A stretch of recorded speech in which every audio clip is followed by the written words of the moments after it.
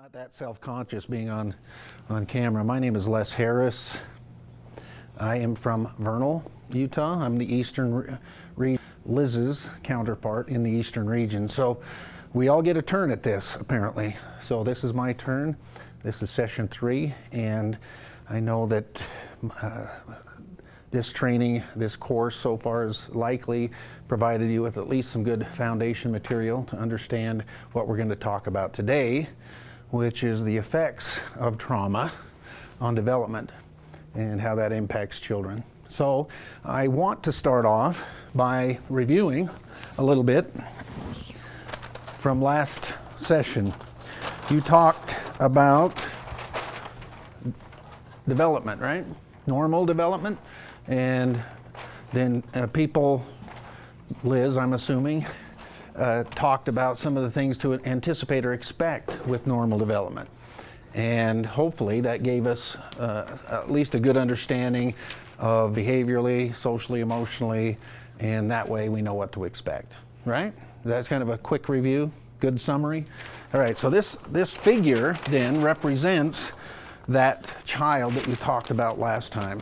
And we're going to call him Tyler. And if you look at Tyler, all the domains of his development match his chronological age. So cognitively, emotionally, socially, physically, he acts like a 10-year-old. He thinks like a 10-year-old. He responds to his environment like a 10-year-old. And that's what we anticipate as part, of course, of normal development. So I'm going to just simply, see, I got the fancy paper where I can just peel off the back, see? And I'm going to put Tyler there just as a reminder, because I'm going to introduce to you another 10-year-old boy, but this time one that has a history of trauma. And his name is Buddy.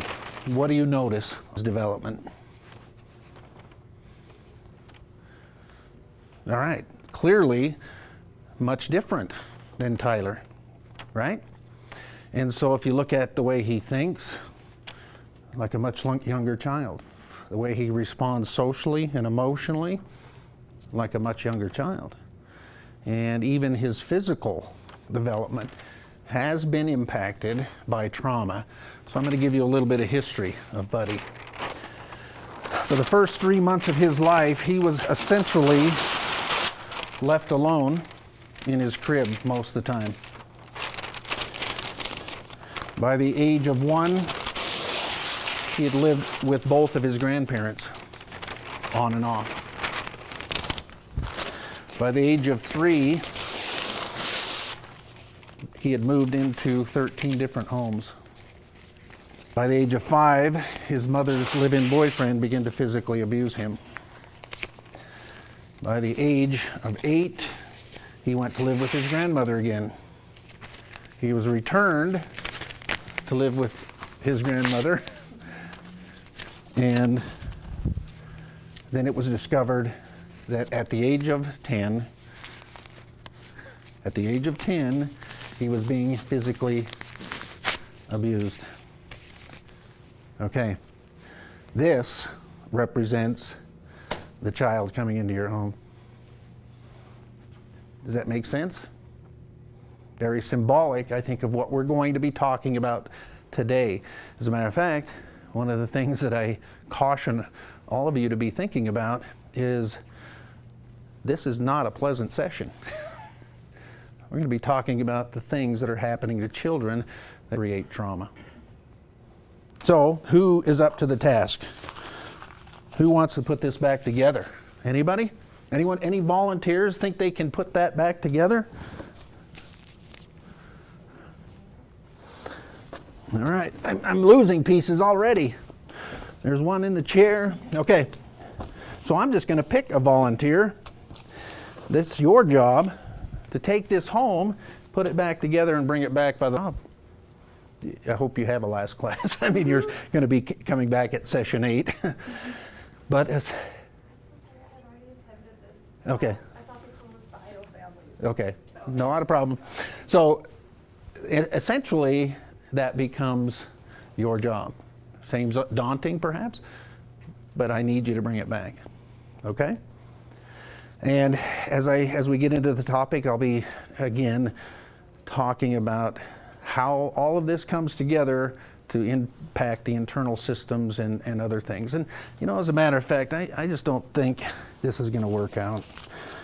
I'm going to remove him from your care and decided maybe it's your job to do it. All right? Now, if I had enough strength, I would actually tear that paper again.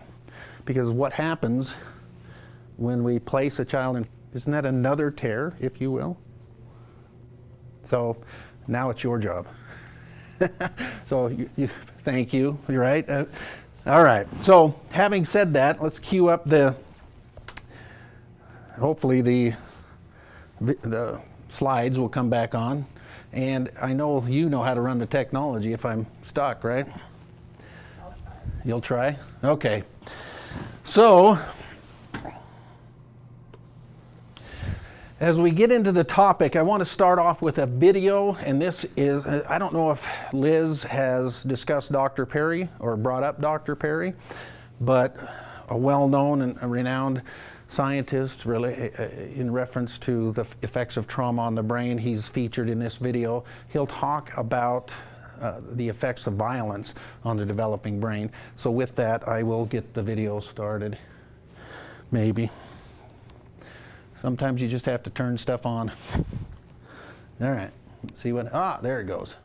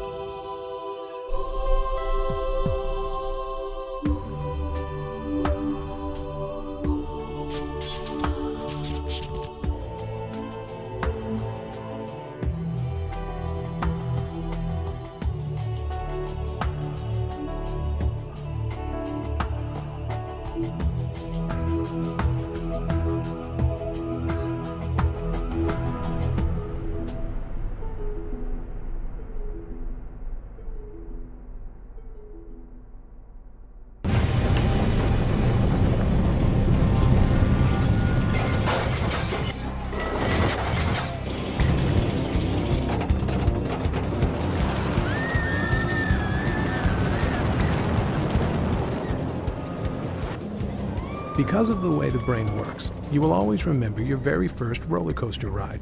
Storing these new experiences is one of the brain's main jobs.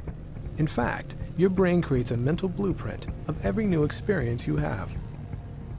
A blueprint for any new touch is stored in one part of the brain. A blueprint for any new sound in a different part. And a blueprint for any new sight in still another part. But as powerful as that first roller coaster ride was, it can't compete with the lingering effects of your brain's earliest experiences. Although you have no conscious memory of this part of your childhood, it is these very first experiences that literally become the building blocks for your whole life. Unlike other organs, the brain is undeveloped at birth, and it is waiting for experiences to shape how it will develop. The amazing thing about the human brain is that the younger you are, the more sponge-like your brain is, which is the reason that children in 3 years can learn language, can learn to walk, can do all kinds of incredible things. But the very same biological sponginess that allows us to rapidly acquire language is also the same sponginess that makes young children more vulnerable to trauma than older children. We have the opportunity to do police ride-alongs to a domestic violence situation, and so this was actually the first call I ever rode along. It was dinner time, and they were having spaghetti for dinner.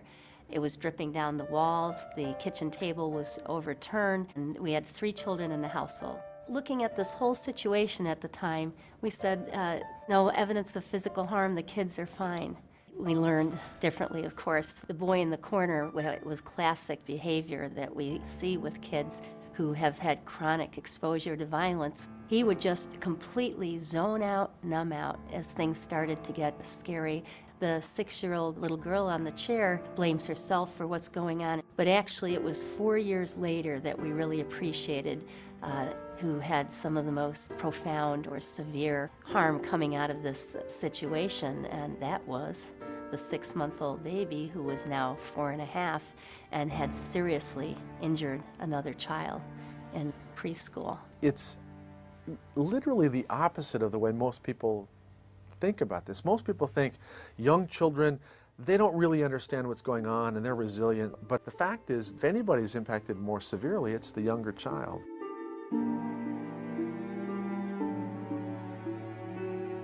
The brain is put together like building blocks in a sense. Those first blocks that go together are the more primitive area, the survival brain.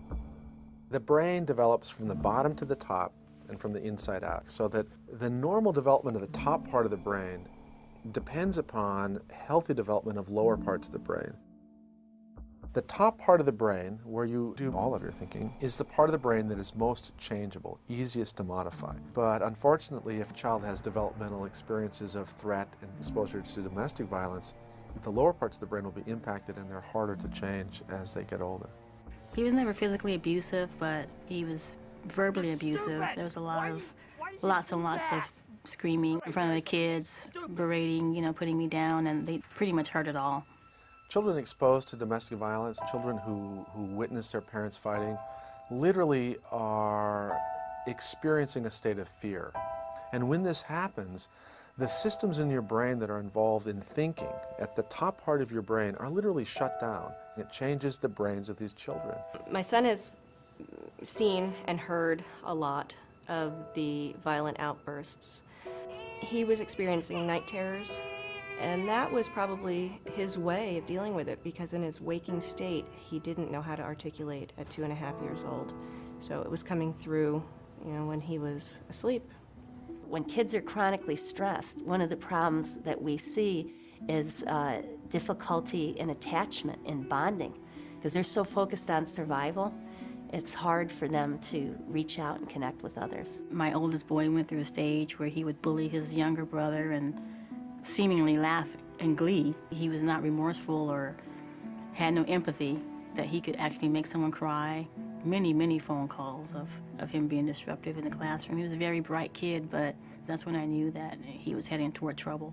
A lot of these kids get labeled as being, bad, difficult, defiant. This is a very natural response to their circumstance. What the child is doing is a survival strategy for them, but it creates behaviors that are very difficult in the classroom. When they're in a crisis mode, they can't learn. The tragic reality of children growing up in domestic violence is that they end up with mental health problems at a rate higher than children who are actually the direct victims of physical abuse.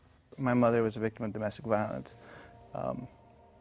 My father was an alcoholic, a drug user, and it's just a cocktail for a bad living environment for children. My brother, he looked like he was crying on his way home. Me not knowing, I was just a careless little 6-year-old, seeing him climb up to my mom's medicine cabinet. I asked him what he was doing, and he boldly said, I'm killing myself. 8-year-olds don't talk like that. The first person I got to call was my best friend's mom. By the time she came down to our apartment, he had a butcher knife in his hand. He's just cutting himself all over his body, and I was just bawling, just crying. There was nothing I could do to help. My brother was crying. He didn't want to be there. He was trying to run out. But I had already known that my home, wasn't my home. It wasn't a place where I felt safe.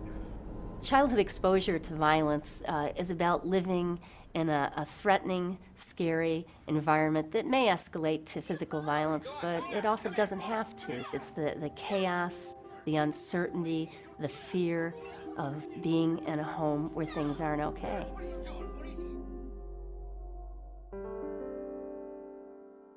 Very interesting talking about the roller coaster, because that's what we hear from adult survivors who are in violent households and also the children.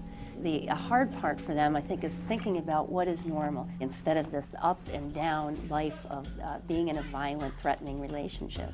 Growing up in my home, there were 6 children. My mother and father, unfortunately, fought like cats and dogs. As a result of that, 2 of my brothers ended up being batterers. I have 2 sisters. Even today, they date men that batter them. Exposure to violence is a lifetime legacy. We see that adults who have had negative childhood experiences often have coping behaviors that can be unhealthy. That certainly has huge effects on how one is going to parent. It's really important for parents to understand that their internal state, whether it's calm or whether it's alert engagement or whether it's frustration and anger, whether it's sadness, depression, the baby absorbs these internal states. I have been in the moment with that sense of helplessness and hopelessness and stress and anxiety and rage. It really damages the brains of small children to be under a constant level of stress and anxiety. Every day I hope that I haven't damaged my kid in any way. They need to see from you as a parent how to deal with stressful situations in an appropriate manner. Being rational, not resorting to violence to deal with situations. Your children are going to learn how to deal with stress from you. Luckily, my older son is verbal enough and is old enough now that we have conversations about how did it make you feel when that was going on? Was that scary for you? Yeah, and validating that. The biggest thing that helps children exposed to violence is to be able to talk about their feelings, get those critical messages. It's not your fault. Any conflict, I'm able now to stop before I add to it. I'm able to step away rather than trying to solve it at that moment in a state of heightened anger. Just try not to go through it alone.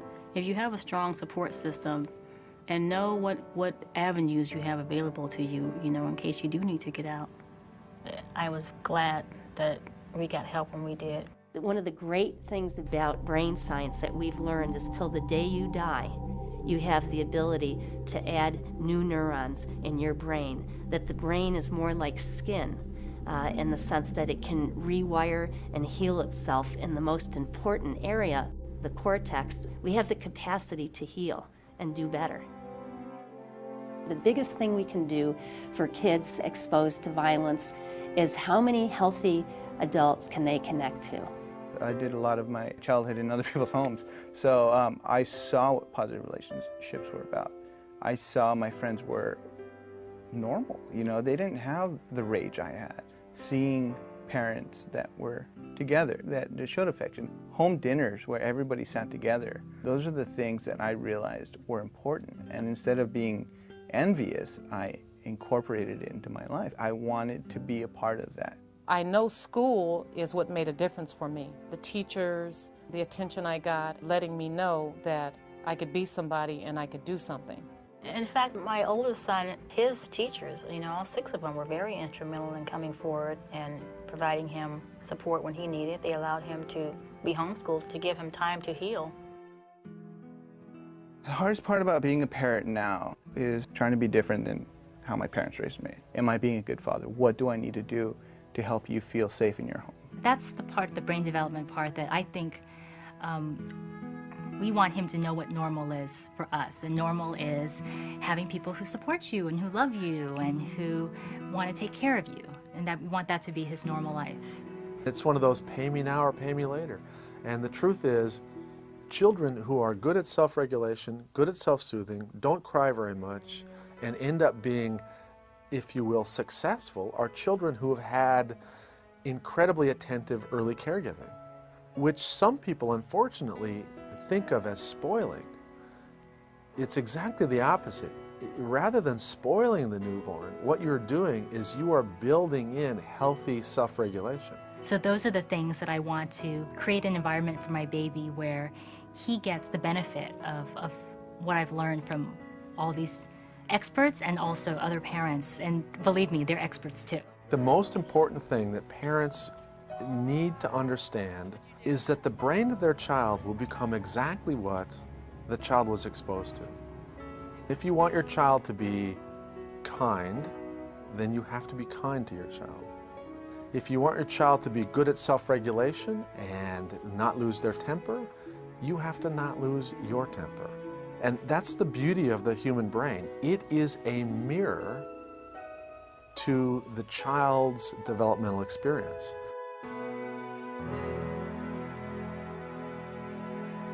All right, let's first of all talk about comments.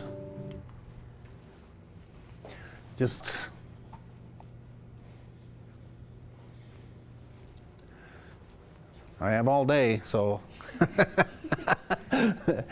What occurred to you? What do you feel like was the most important message that you heard?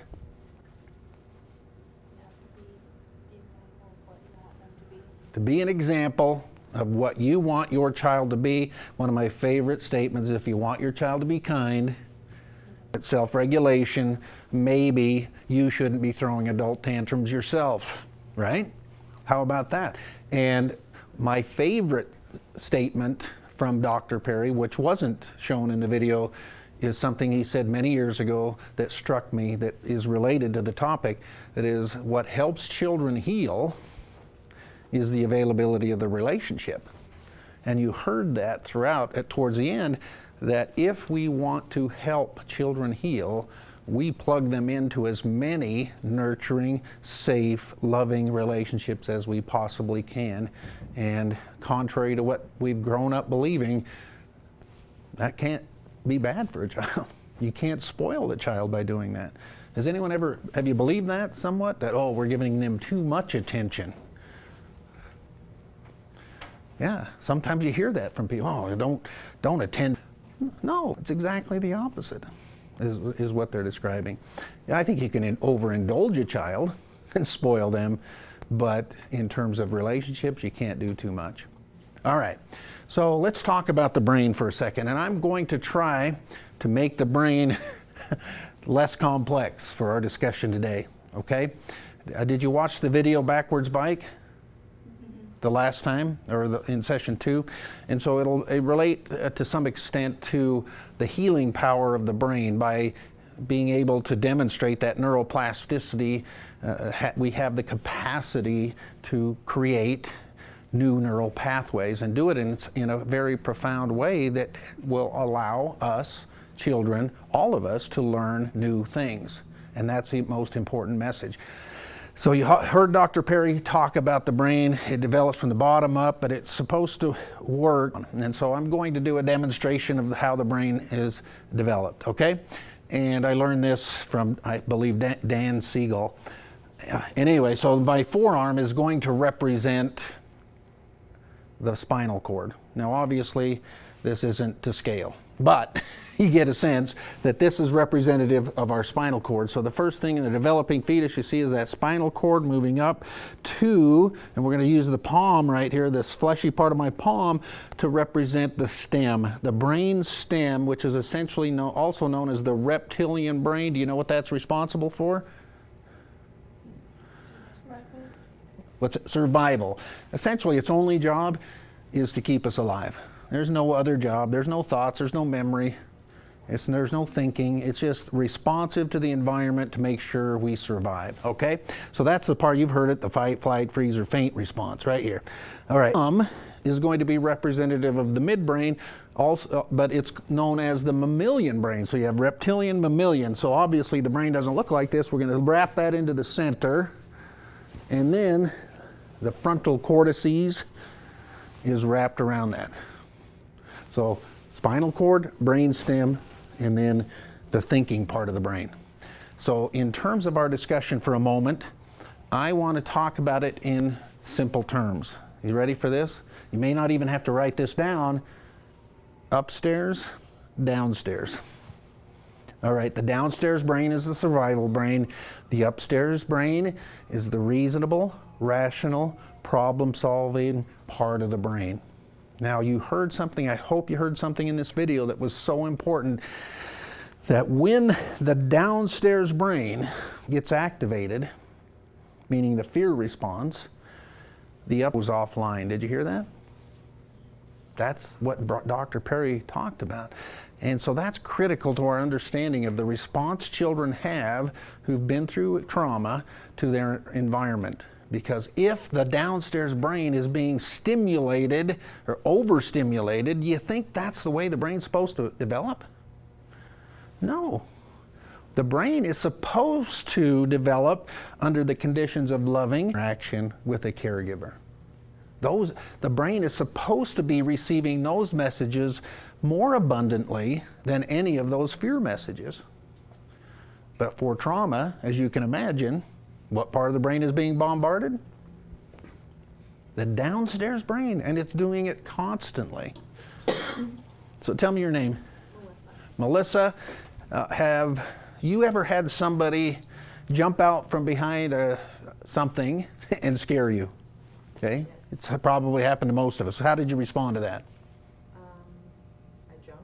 Okay. I got mad at them. Okay, so your initial response was you jumped. Did you think about it or it just happened? Okay, that's a demonstration of how that downstairs brain is designed to protect. Now, why didn't you keep jumping, running, or fighting? Because I realized it was an actual Yeah. So here's what happens. In the brain, within nanoseconds, it's able to process, go up into the memory center and say threat, no threat, and communicate back to that downstairs brain, not, oh, it's just my stupid husband, or whatever, or whoever it is, right? And so it sends a message that, oh, calm down, regulate, right? Okay, but what if it weren't your husband, or what if it were a stranger? The same process, but now it communicates, you better keep running, you better keep fighting, or whatever you're going to do to protect yourself, right? And so in a very real sense, that's what's happening in the child's brain when they are repeatedly exposed to trauma. And in this case, the examples were domestic violence, and it's interesting that we show this video in the context of trauma.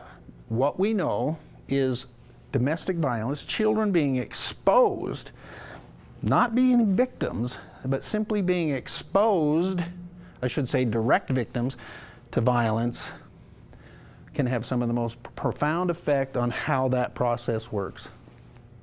It is causing the fear response to be initiated in a more profound way than even direct physical abuse. I want you to think about that. So if my brain, I'm growing up with a brain where the downstairs part becomes dominant, what would you predict? Small things are enough to trigger fear. So what essentially happens is the downstairs brain becomes hypersensitive to threat. So some say, well, that's not threatening. Becomes a huge threat to the child. So here's an example. I was working in a case many years ago. It was a boy who had been in a home for a couple of years. They were proceeding to adoption, and I believe he was 11 or 12 at the time, and doing beautifully. Well-adjusted, very connected to the family, no behavioral, emotional problems existing. And one day, after starting his new school year at the middle school, a teacher called and said, I need you to come and get your student. He is out of control, very disruptive, and is causing many problems in my class. I think he needs an assessment for ADHD, which is the typical response for disruptive behavior in school. Well, the parent went to the school and spoke with the principal and other teachers and said, I don't know what they're talking about. In our class, he's a model student, high citizenship, good grades, well-behaved, pays attention, very appropriate. I don't know why this teacher would report something like that. Anyway, long story short, it was discovered that the teacher, a male, was wearing Old Spice, who was extremely abusive towards him, his biological father, was wearing during those events. Is Old Spice a real threat? Well, some would argue it could be. From an olfactory perspective, it might be offensive, but the truth is, not a real threat. It has no direct threat on my existence. But what did his brain think? I'm about to get hurt, and I need to fight for my life. That's the way his brain interpreted it. It may not make sense to you and I, but guess what? In his brain, automatic. And when that happens, he's not able to go upstairs and say, oh, that is what my dad used to wear, and that's why I'm scared and very upset right now. He went downstairs, cut that off at your level.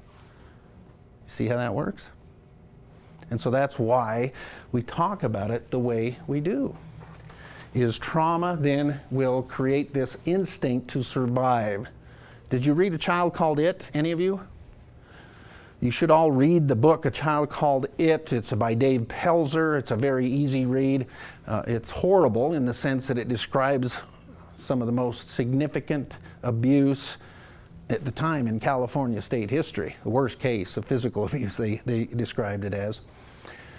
Horrific events that this boy struggled with.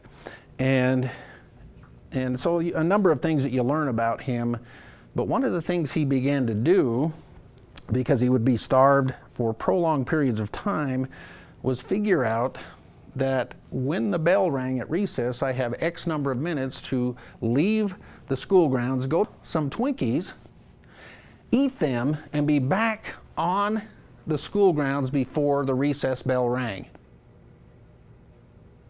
Now, what if we only focus on the behavior of Dave Pelzer here? The behavior is what? Stealing. Right? And what if we only focus on that? We're going to say, well, he's a kleptomaniac. We're going to give him all kinds of labels. But what about what's driving that behavior? As a matter of fact, if you look at it from an adaptive perspective, he was learning to survive. As a matter of fact, that was an adaptive function. He learned, based on all those horrible things that were happening, to survive. So in that context, very adaptive. Outside that context, others would look at it as maladaptive. So when we get stuck only on the behaviors, we're missing what's underneath that. And that is, I'm only adapting to my world based on the fear, or my exposure to fear. And so that translates, of course, to what I call the big people, us, who represent now fear in his world. Is that true? Okay.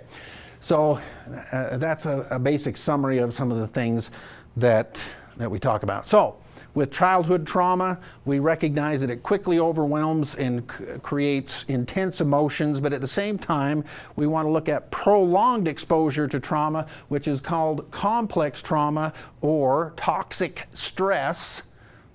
And I just want you all to remember, when you're stressed out, how do you do? How do you function in your world? You ever get stressed out? Yeah. That's a stupid, we all do. Right? We all get stressed out, and here's what I did. Not proud of it. I'm generally somebody that's mostly well-regulated most of the time. I don't lose my cool most of the time. Pretty good at it. But a few months ago, it was 4:45 on a Friday afternoon, I received a call from a court to type a letter and get it to the courthouse before we close at 5. Oh, no problem. I'm only 5 minutes away. I'll type that up. No problem. Print. What do you think is going to happen on 4:45 on a Friday afternoon when I hit print? Printer's not working. Right? So I do all the usual things. I'm not a genius when it comes to technology, so I reboot, unplug, then I start tapping, hit it, banging on stuff, and it's not working. And I'm getting frustrated. And without recognizing that my stress level was going up, which I should have done, I swore at my printer. Call it I just have to tell you, when I swear, I go for the gold. I don't use the small things. I go all the way. And as soon as I did it, I said, oh, that was stupid. Because I realized I let stress. In that moment, my rational brain was gone. Because my rational brain tells me, never going to solve your problem by swearing at stuff. Right? But that's what happened. So we've all had those moments, right? Where we've said or done things that we just regret under stress. And so when we add the concept of toxic stress, where it starts at a young age, remember what you heard in the video, the younger the age of the child, the potentially more profound effects. And it's opposite of what many used to believe. Well, they're so little, they will never remember all of those events. Now we know those events are going in, the brain works at birth, or probably even before, right? Memory's in. The difference is, for a young child, I don't have anything conscious to pair it with, although I still have the memory. Kids at least begin to put words or have the words to try or even attempt to make sense of what's gone on, where younger children lack that capability. See? And so it can have those more profound effects. So as we talk about it in terms of development, we recognize that, first of all, every child that's coming to your home is going to experience trauma just simply because they're removed from one environment and placed in another. Do you think children are glad to leave their homes? What is the motivation for a child to discuss or disclose abuse or neglect? I believe it's this. I just want the abuse to stop. I didn't want to tear my family apart, right? And so when they're placed in a new environment, that introduces a lot of stress. And I think you already know that. Of course, we look at cultural influences, which is, again, the way certain events and influences are perceived from one family to another, certainly can have an impact on the outcomes for children.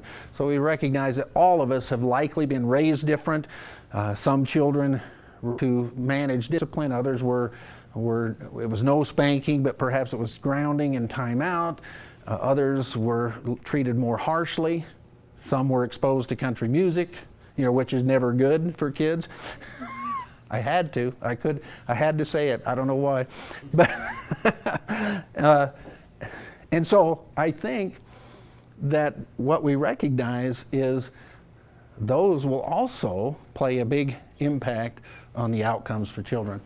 The event itself, so we know that domestic violence in particular has the most profound effects.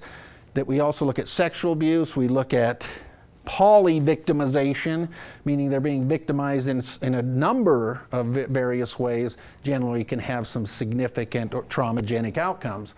And of course, where they're at developmentally, age, as well as growth, inability to use their language, their words to make sense of what's happening. But here's the one that I think we often overlook, that is, some children, no matter, seems like what happens to them, seem to have the ability to make some adaptations where others don't. And that's something nobody can predict. We cannot predict the outcomes for children. All we can talk about are all the possible outcomes. Doesn't mean that children will have all of those outcomes. Some will have a few, some may have more, but they're not going to have all of them, right? And so the resiliency means that despite our best efforts to identify some of the outcomes for children, we can never predict that specific outcome for that child. Question? All right. Yes, a question. I was just curious, sorry, this is backtracking a little bit. How did they, in that story you told about the kid, the Old Spice story, how did they even figure out? How do you even figure that out? Yeah, well, and so one of the things I'll be talking about, or at least you will learn as part of this coursework, is that one of the ways that we can learn that information is by being very clear or paying attention to things that might be triggering the child. And so in this case, we kind of had to work backwards, but I'm asking our foster parents and teachers and others to clearly pay attention to and document, so we can look at a record and say, we're starting to see some common denominators here. So we're able to break it down. It's only happening with this teacher. What are the characteristics of the teacher that might be reminding him of his traumatic? And he didn't look like his dad, but maybe just because he was a male. Anyway, those kinds of questions, we're able to just break it down to more simple terms. Now, that unfortunately took a long time. It probably occurred over a couple of months to really figure out or pinpoint exactly what was happening there. And so if we can do that work up front with our foster and adoptive families, and as well as teachers, say, when we see the behavior, let's pay attention and document. So we can look for those patterns, because then we may more readily be able to identify some of those triggers. In this case, and it just took too long. Yeah. So anyway, but good question. All right. So I'm not going to spend a lot of time having you go over this, but in your books, you may have seen that you all have what is known as the Adverse Child Experiences question, essentially a questionnaire that identifies the number of adverse child experiences that one may have gone through. And so if you consider abuse and neglect, certainly those are the obvious things. So for children that are coming into foster care, these are the categories that are most often identified. But then we also look at family function. Was there substance abuse? Was there mental illness? Did they witness domestic violence? Which, by the way, this is for one of the most common features of children coming into foster care, is they may not have witnessed multiple events, some do, but many of them have been exposed to at least one event of domestic violence. And then we add, for kids in foster care, many of the separation from siblings and other events that are highly traumatic. And so essentially, the test is in there to perhaps do a self-assessment of where you are on the Adverse Child Experiences questionnaire. I have a score of 3. As I did it on myself, I was separated from my parents when I was an infant, reunited with mother, never met my birth father, lived with an aunt for a while, and so before she remarried, and the man she married adopted me at the age of 3. So based on those early childhood experiences, I was able to score myself around 3. And the more adverse childhood experiences we have, the more likely we're going to have disrupted neurodevelopment. That makes sense. That's not too hard to follow, right? And as a result of that, we will have impairment in significant areas of development, social, emotional, cognitive, and even physical. When that happens, what do we do to cope with that? Often, we develop high health risk behaviors. So it's not, and what are some of the high risk health behaviors that people adopt to cope? Drinking, drug use, right? Things like that. And so if that happens, more social problems, more disease, leading to an early death. Now, just because I have a score of 3 doesn't mean I'm going to die any earlier, perhaps, than the average person, because here's what happened is, despite the score, just like Dr. Perry described in the video, that once you're plugged in to an environment where you are meeting those developmental needs and you are receiving attentive care, guess what happens? You mitigate this. You actually disrupt the outcome because you have been able to intervene in a healthy way to heal from those early experiences. You see what I'm suggesting here? So it's not a predictor, because there are so many protective factors that can come into play to help us recover from trauma.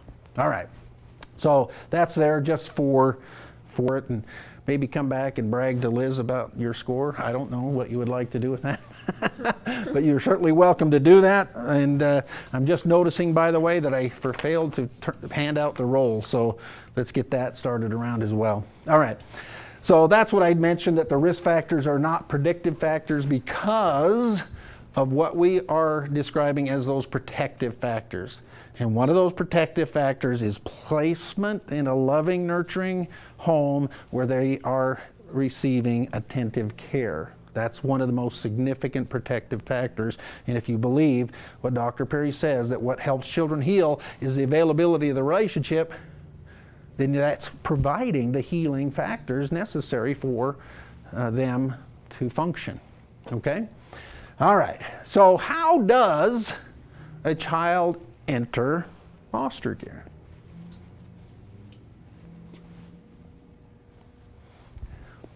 DCFS gets called, and if they investigate and find there's significant need to remove them, then they will remove them if they can't put them with a family member first.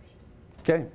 So, very simple process, as you said, where a risk is identified, DCFS is called, they take that information and then begin to determine what risk the child may be exposed to, and then subsequently determine the level of intervention, whether it's a removal or leaving in their home while they work with the family, whatever. Okay.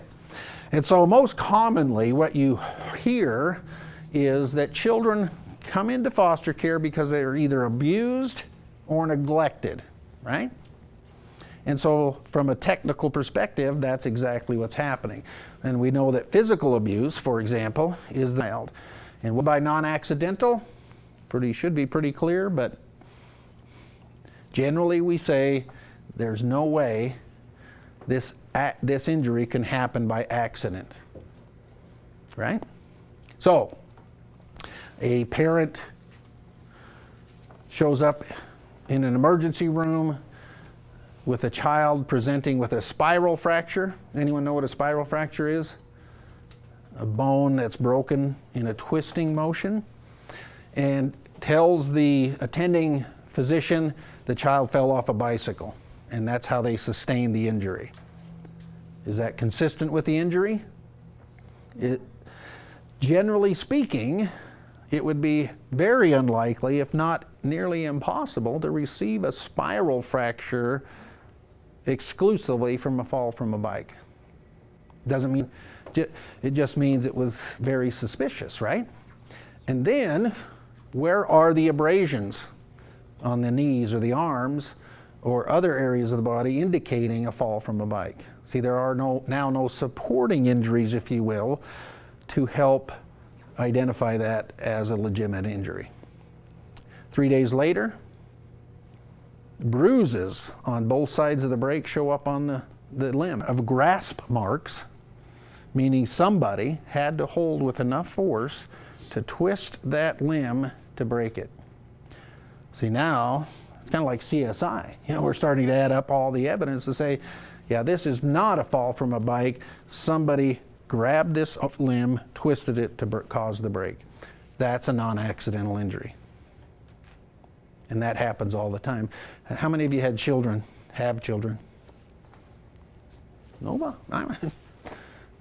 4. I have 4. They're all grown, right? But I remember going to the doctor with my children occasionally, and they would ask questions. How did this injury happen? And they were really exploring to make sure that it wasn't a sustained injury, that it was something that was accidental. And so I think that that's important for us to recognize those things. So it's a non-accidental injury to a child, and that, of course, defines abuse. Now, with neglect, we're talking about the failure of a parent to meet the basic needs of the child. And I generally look at it as the big 4: food, clothing, shelter, supervision, as the big 4.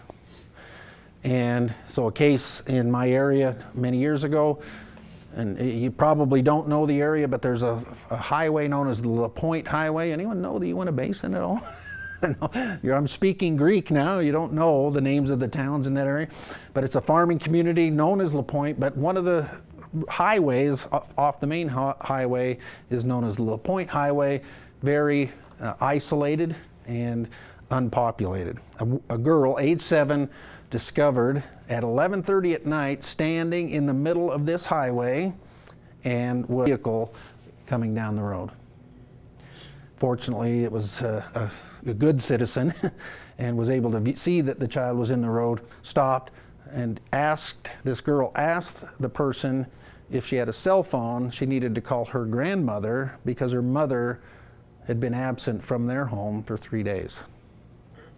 And her 3-year-old brother and newborn sister were out of food and diapers. So there's an example of failure, not only the failure, but the abject neglect to meet the basic needs of the child. So that's how we would define those. Okay, any questions about those?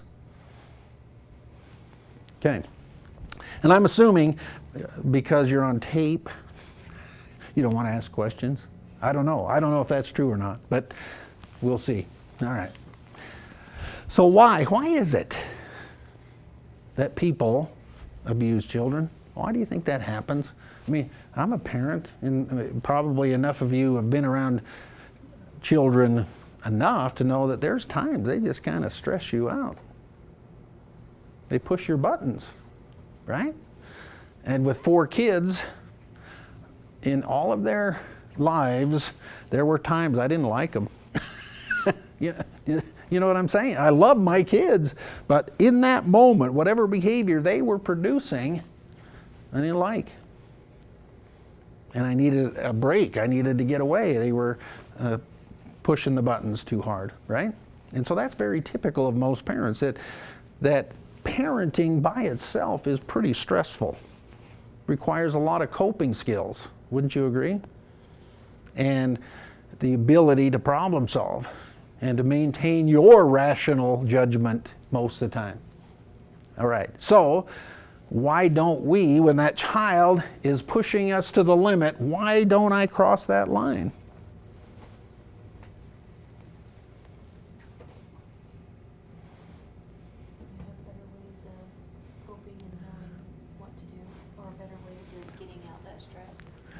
Good coping skills. And that's probably one of the most important factors for successful parenting is if I know going in that children are going to stress me out, I better have some good coping skills, right? And so when parents lack effective coping skills, it's not uncommon for a child, as they begin to do the things that children do, to continually build up a stress in the parent to the point where they reach a breaking point because they can't do self-care, they can't manage their emotions effectively, therefore the child becomes targeted for abusive or neglectful behavior. We see parents not only physically abuse, but abandon, essentially leave the child home unattended while I just needed a break. Without understanding that leaving a 2-year-old unattended at your home for prolonged periods of time is highly risky, right? So that happens. Most parents are good parents because they have a lot of connections. Not just friends, but family members. Hey, when I get stressed out, I know who to call. I know where to go. I just need a break from my kids. Can they spend the night at your house, Grandma and Grandpa, right? And that is what helps many people learn to manage their emotions. And so those two things are very critical. What about parenting and child development? And yeah, we have kids, but nobody gave us a manual, right? When we had a child. And guess what? Sometimes just learning as you go. Now the good news for you attending this course is we're kind of giving you a manual a little bit. And sometimes I say, we probably ought to have all parents, no matter what, just go through some basic training like this to give them a sense of, well, when this child starts to push my buttons, when they're in a tantrum, when they're doing this, well, how do I respond to that in a more productive way? Wouldn't that be good? Sounds on my, oh, I know what's happening. I'm getting emails as we speak. That's probably what's happening up here. So hopefully that won't happen very often. Okay, so having said that, recognize that we need to know how to respond to children in a productive way, but we also need to know, as you learned last time, that children just act a certain way because of the fact they're children. That 2-year-olds will go to the cupboards and pull out pots and pans and rattle them and make noise and bang them together, not because they are malicious. That's kind of what 2-year-olds do, isn't it? And there's nothing wrong with the child. But I can tell you that there are parents who interpret that as intent, intentional behavior. Well, they're just trying to make me angry. You think that motivation exists for this 2-year-old? Well, look what I can do to really make mom angry. I am going to go pull the pots and pans out, bang them together because I know that makes her angry. You think that's happening? No. But some parents interpret that as intentional behavior, therefore then punish the child accordingly, unfortunately, instead of celebrating their child development. And then, of course, one of the most significant contributing factors is parental substance abuse, and that's why there's material in your handouts that describes the characteristics and outcomes for substance abuse. And again, that's important to understand when people are addicted to substances, how they themselves respond to their world and the impairment in the brain that occurs as a result of using substances. So it's there and important for all of us to know. But there's also some things about children that make them more likely to be abused, meaning characteristics of the child. And before I talk about this, I think that we have been somewhat socialized as a broader community to be less acceptive of children's personality characteristics. Meaning there are times that we just have to accept this is a hyperactive kid. They're not ADHD, they're just busy.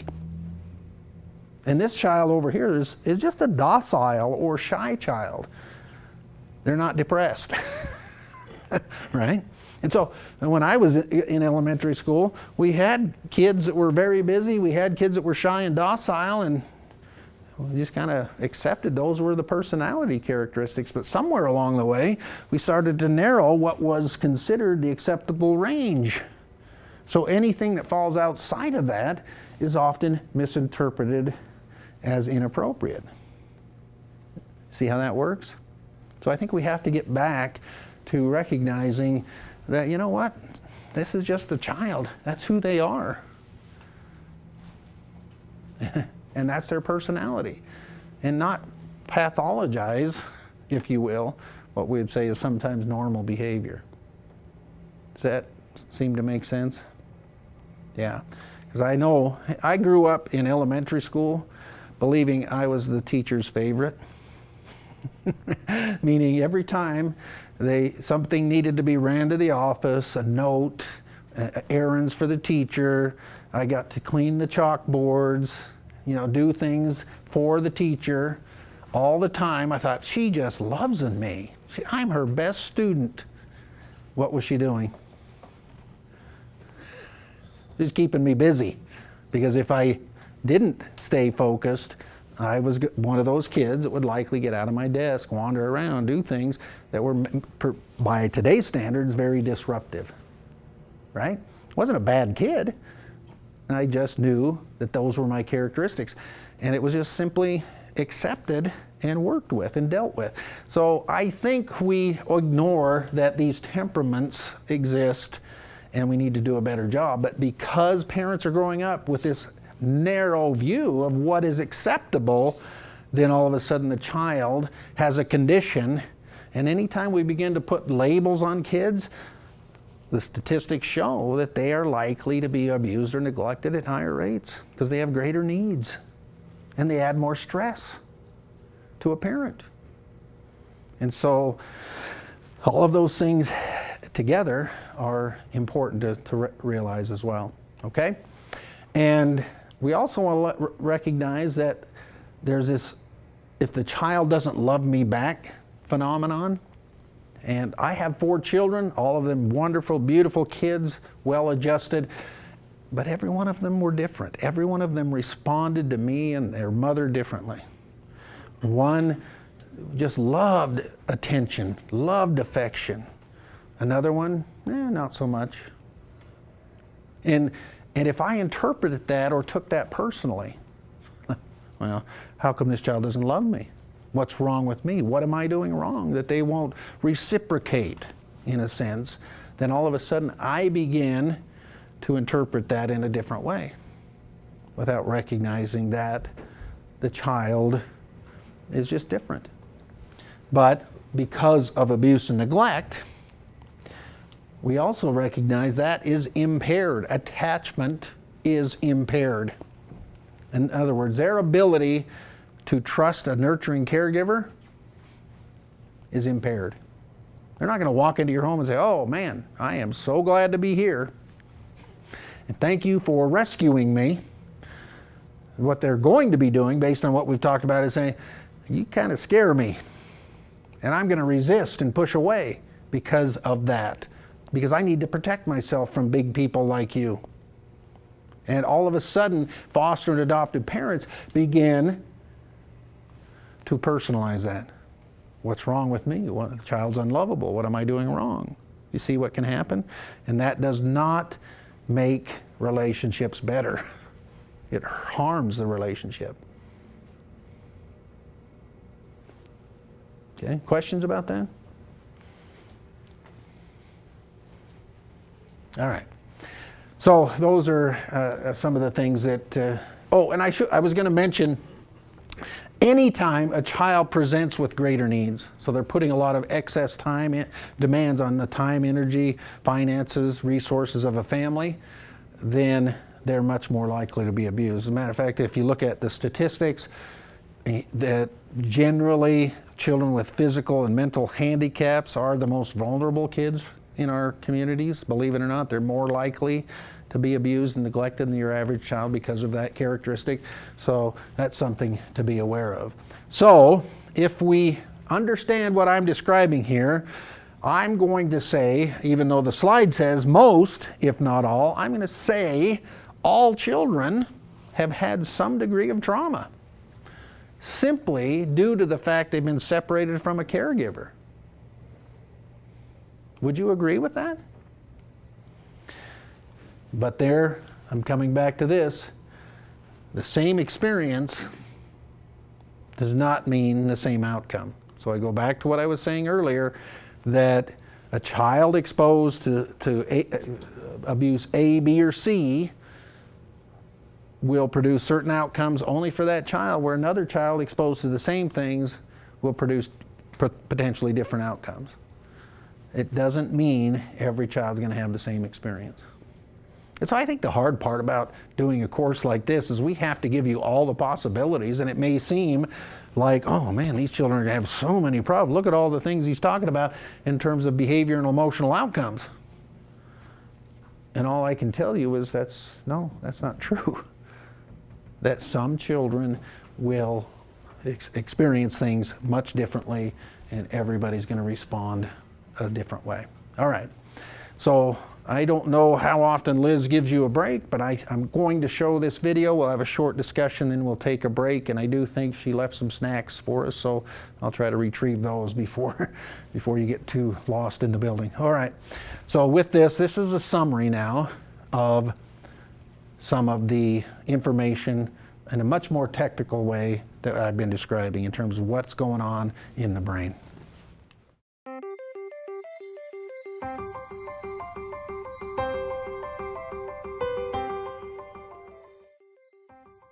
Learning to deal with stress is an important part of healthy development. When experiencing stress, the stress response system is activated.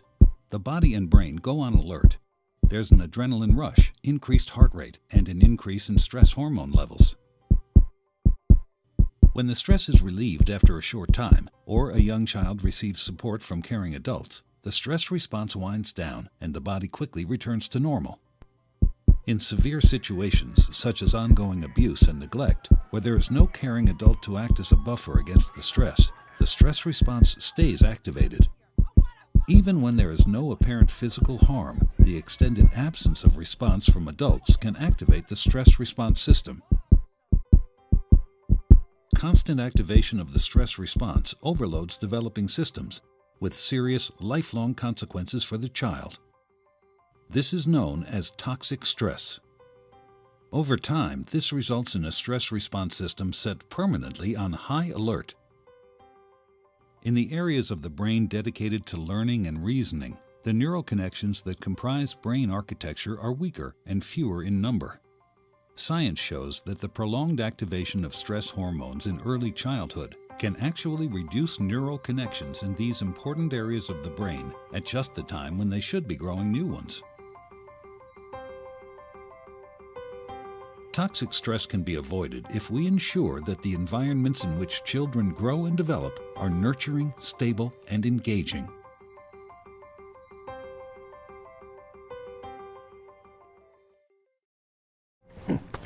Boy, look at that. That's the fastest video you'll ever see. So nurturing, stable, engaging, right? What did the video say? The effects of toxic stress can be avoided if the environment is nurturing, engaging. Now I forgot to say the 3 words. How did that happen? Jeez. But you understand, right? Think about that. That the ability of the brain, and this is what you learned last time, to repair is phenomenal. That neuroplasticity, right? And I talk about this, I'm very excited about this because it helps us understand that not only our children, but even us as adults have neuroplasticity. We just lose it as we get older, lose the amount of it, if you will. But we never stop learning. We never stop having that ability. And if somebody like me, as old as I am, and I'm not that old, but if I can learn new things, what that does, or what that tells me, is children have an immense capacity to heal when they're given those appropriate developmental opportunities. They undergo developmental repair. And so I talk about this normally in session 2 as part of neuroplasticity and learning about the backwards bike and all of those kinds of things. About 5 months ago now, I decided I wanted to play the guitar just because I'd never had. I have a drum set. I'm pretty accomplished at drumming. And it occurred to me just out of the blue, I was driving somewhere and I thought, why didn't I ever learn to play the guitar? I said, well, I'm going to learn. And so I said, if I do this, I'm going in deep. I'm going to buy some good stuff, and I am going to dedicate myself to an hour a day for minimum 60 days and see where I'm at. That's my goal. 1 hour a day, 60 days, 7 days a week. And that's what I did. So I got the nice guitar, I got the amps, I really kind of went crazy. And I got all this equipment. I had to even buy an Xbox, which I've never owned a video, but I had, because it was the system that played the video that I needed to self-teach myself guitar. All right, so I have it all set up. 4 days later, I am regretting it. It is awful. I can't do it. My fingers are not moving. I can't make the placements. The notes are difficult. The chord, and so I'm very discouraged after 4 days, thinking this was a dumb decision. I shouldn't have done it. But I said 60 days.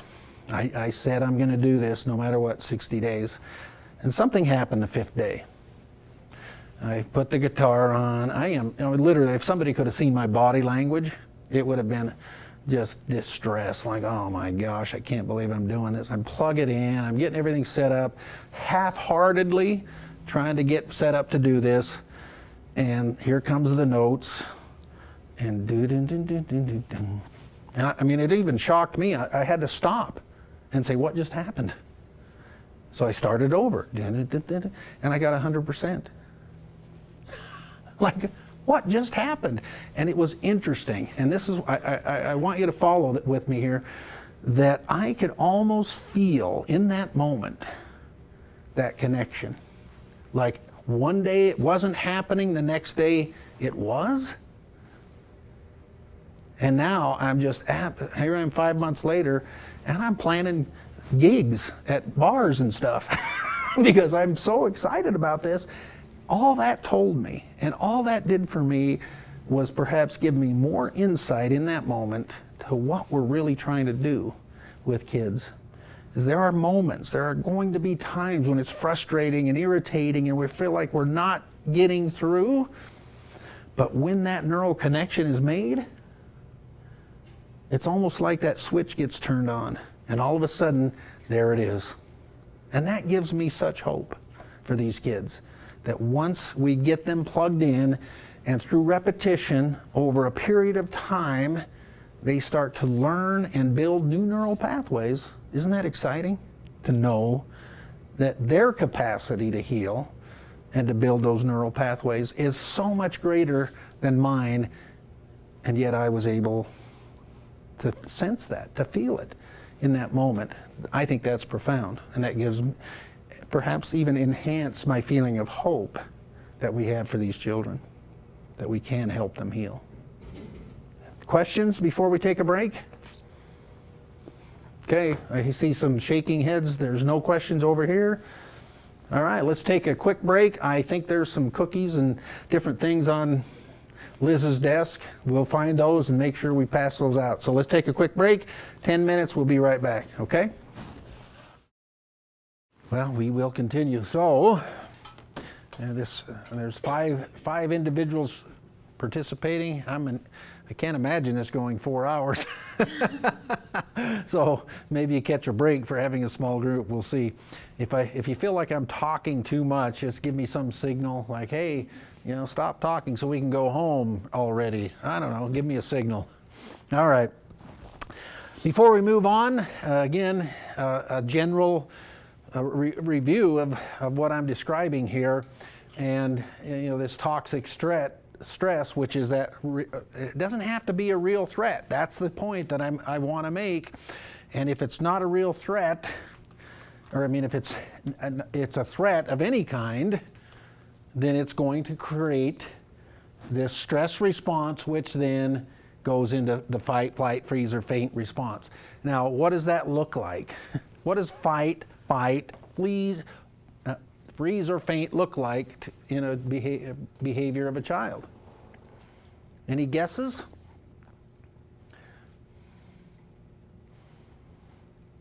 Behaviors. Behaviors of fear might be a better way to look at it.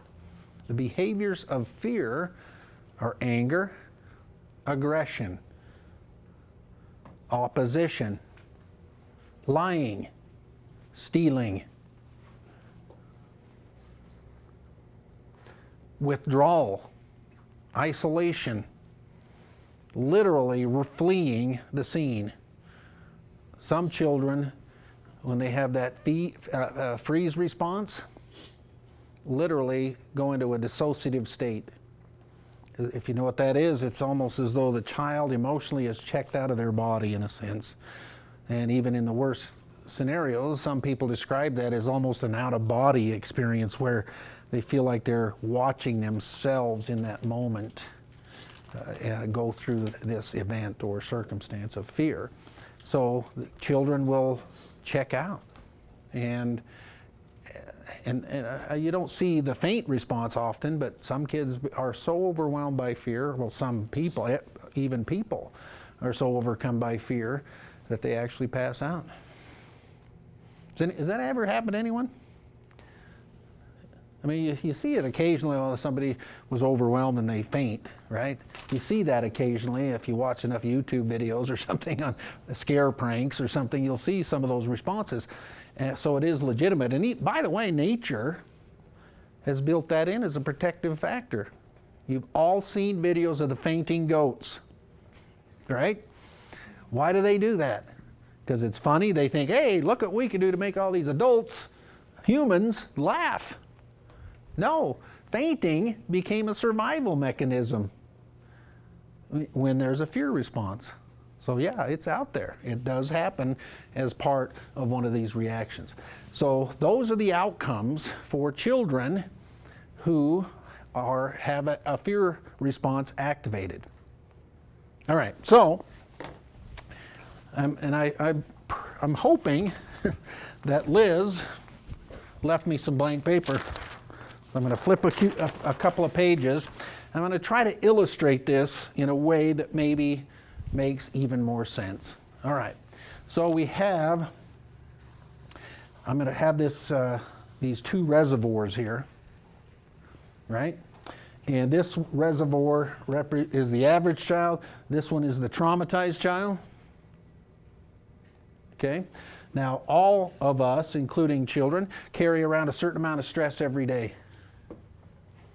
And so let's predict for an average child, comes downstairs in the morning, notices their favorite cereal is all gone. What would you predict is the average child's response to that? What? Whining, complaining, and telling mom, usually mom, right? Things like, you always forget to buy my cereal. Wait a second. If I'm the mom and that child says that to me, I could probably walk over to the garbage can and say, well, here's an empty box of the very cereal you're claiming I always forget. Or you never remember. There it is. The evidence is clear. So here's what happened. In that moment of stress, what happened to their rational thoughts? Vanished. So now, because it vanished, I can make stupid statements like you never remember or you always forget. See how that works? That's an average child. But because they have at least relatively decent coping skills after whining and complaining a minute, well, I like Captain Crunch, so I'm okay. I'll eat Captain Crunch, right? And they're back to normal in a sense. All right, so let's talk about the traumatized child. Based on the model, the toxic stress and the release of stress hormones, the constant release of stress hormones, where do you think their stress level starts? So let's talk about this child coming downstairs, going to the pantry, and asking or discovering that their favorite cereal is all gone. Now, what do you predict in terms of outcomes? Anger, frustration, irritation, because if we drew a line right here, and that line is the breaking point, this child has a lot of room. Small things, which is based on this model, small things can add up to big outcomes. See how that works? And that's why I talk about it in that context, is if we only focus on the behavior, we're missing the fear, the underlying motivation for the behaviors. Okay, thoughts about that, questions? Okay, when you keep shaking your head, that means no, so I'm just going to keep going, all right? Okay, so let's talk about now some of the outcomes in their developmental domain. So what would you predict? Just give me some of your thoughts in terms of physical development, some of the delays in physical development. What would you predict? Depending on the age, they could be walking later, talking. Okay, so we're going to call that sensory motor development. So they may not walk as quickly. They may be uncoordinated. Is that kind of what you're suggesting? They lack important fine motor skills, perhaps, for their age, right? Their sensory perception and how that is coordinated with their physical system seems to be inappropriate. Yeah. And we can also recognize that some children are actually smaller as a result of trauma. So their actual physical size can be impacted, their overall growth. But I think one of the areas that we overlook with physical development is the function of the internal system, meaning how do our organs work? How is the heart and the kidneys and the lungs and the liver functioning as part of my overall daily life.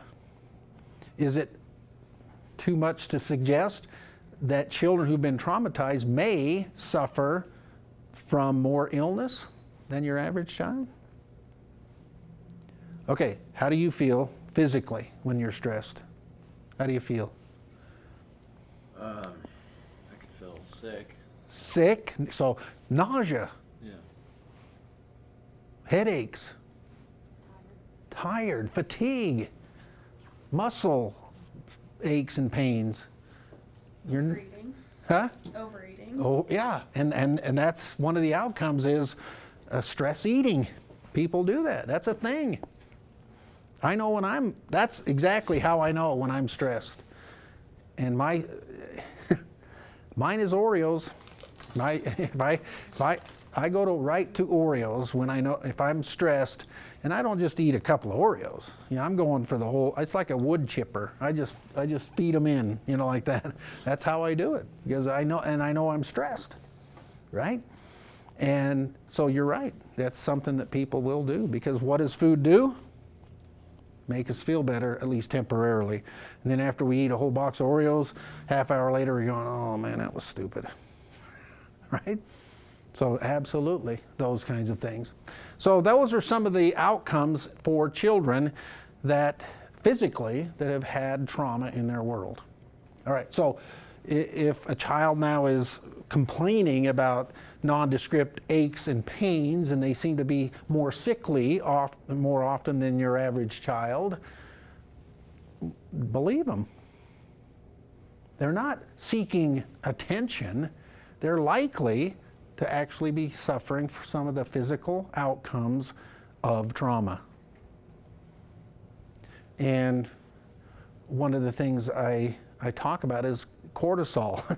The stress chemical cortisol, as long as it remains elevated, is one of those chemicals that begins, the cumulative effect begins to damage systems in our body.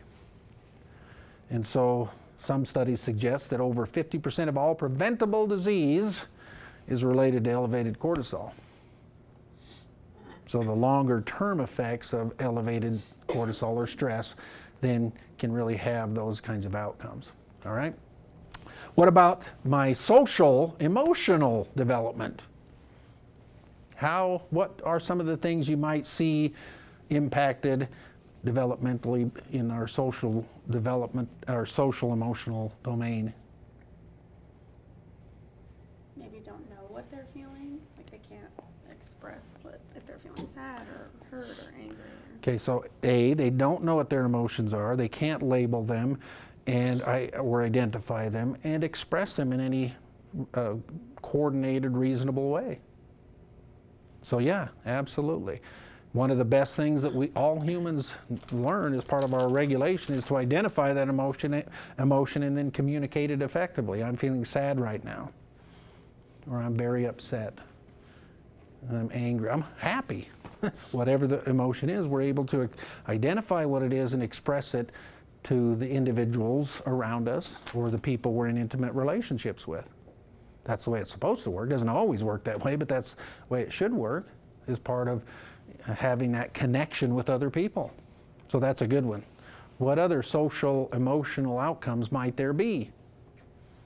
They might be avoidant of social situations, or they might be overly attached to people they shouldn't be. Okay, so did you hear that? So they're overly attached to people, clingy, if you will, or avoidant.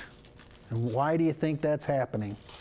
Either the lack of love that they didn't have, or they never established boundaries with people. They don't know what's appropriate and what's not. Right. If my training ground on relationships has been this chaotic, troublesome, abusive, traumatic world, how in the heck am I going to relate to other people?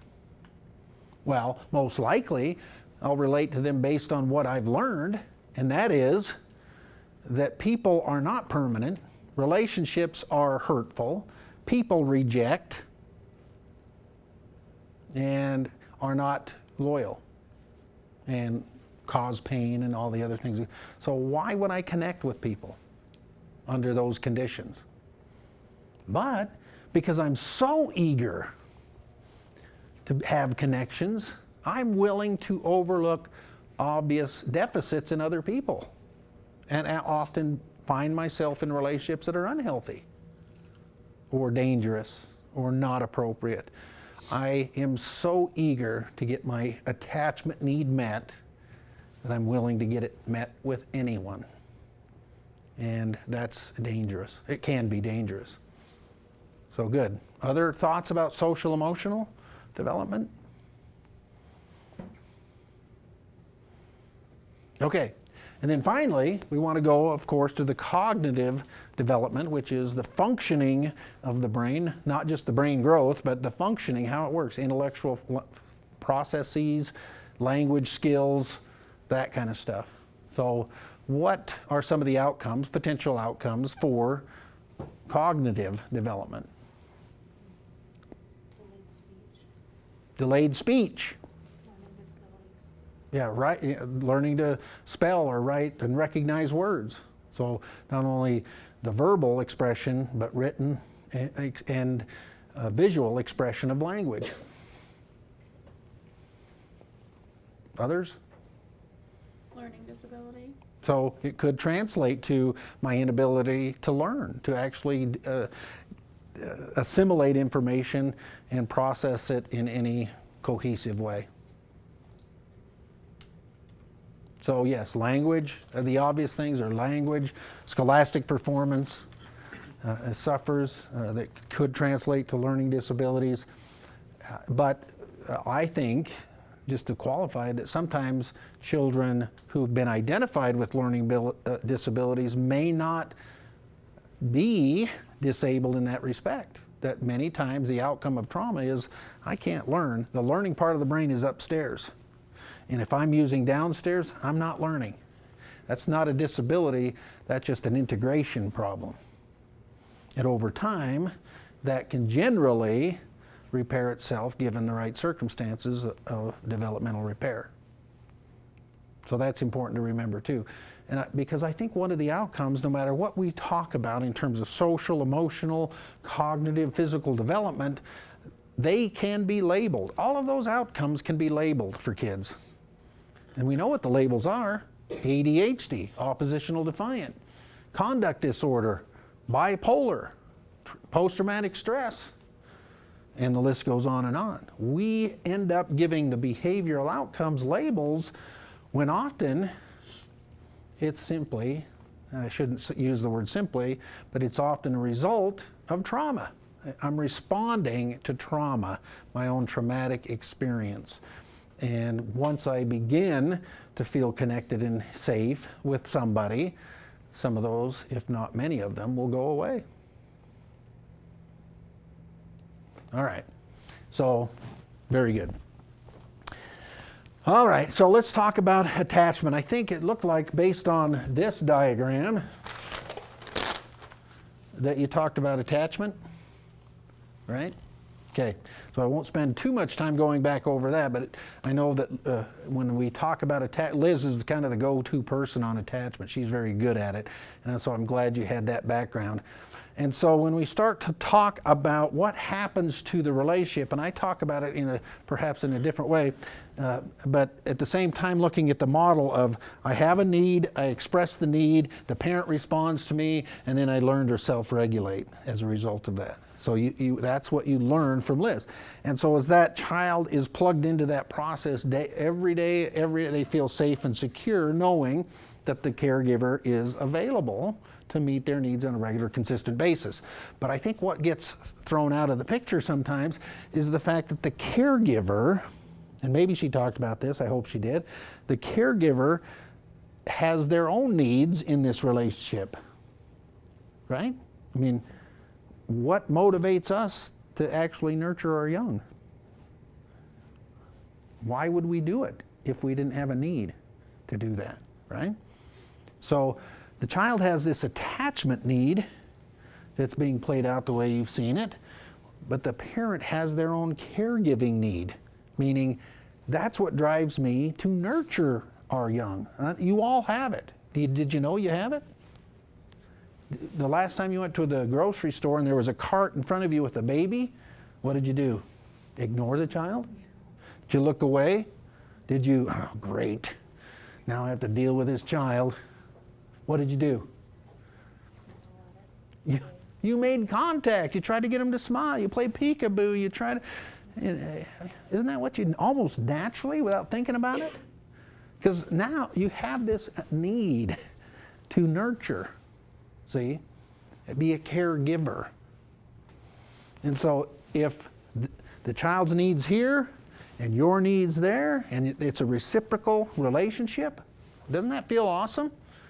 When a child reciprocates to an adult, that reinforces my caregiving need, and it's like, ah, man, that feels good.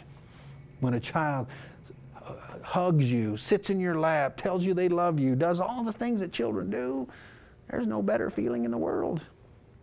There isn't a drug in the world that gives you that feeling. Some people believe there is. But man, that is so significant to why these relationships work the way they do, is we're in sync with each other. And did she ask you to view the still face videos?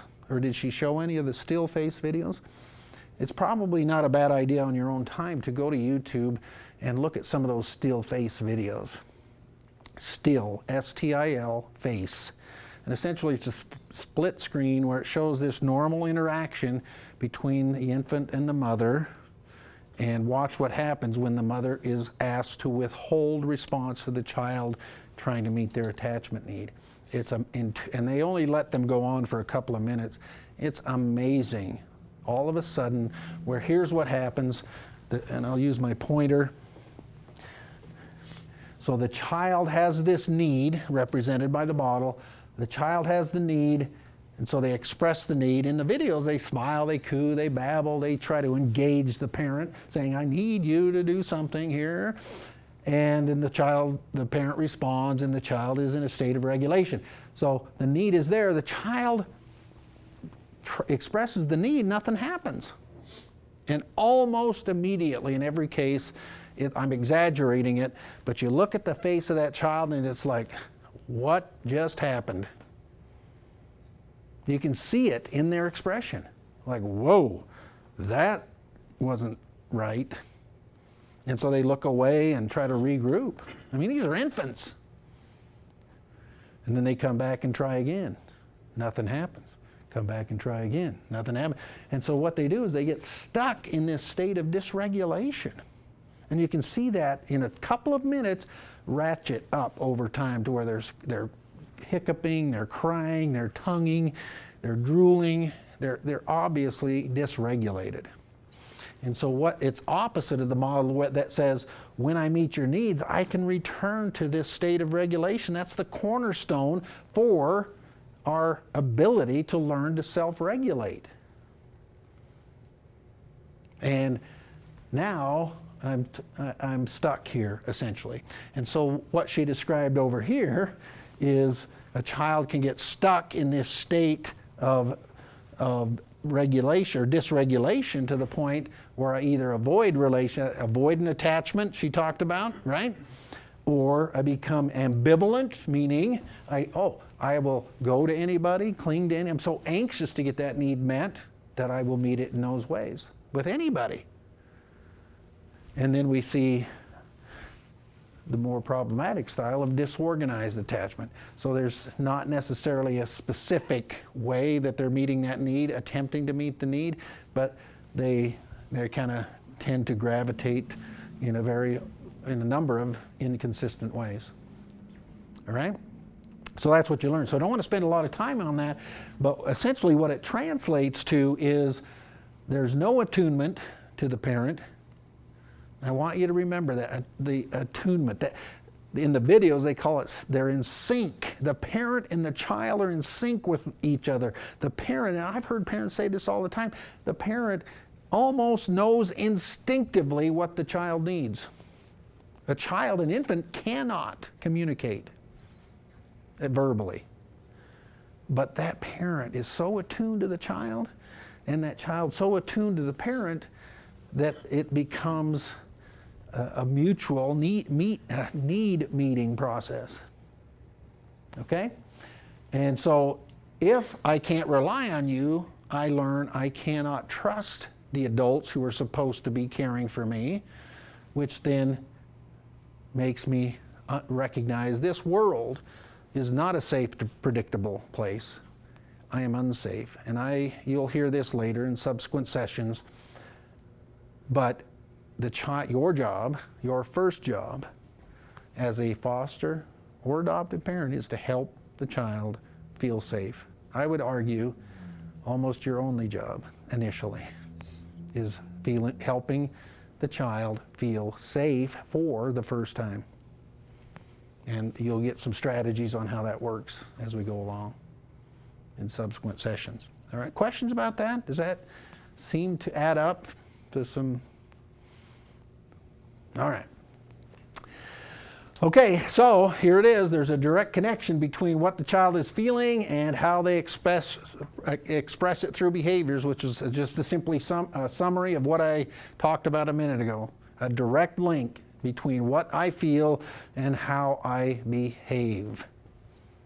And most of us don't even recognize that in ourselves. If I feel a certain way, I act a certain way.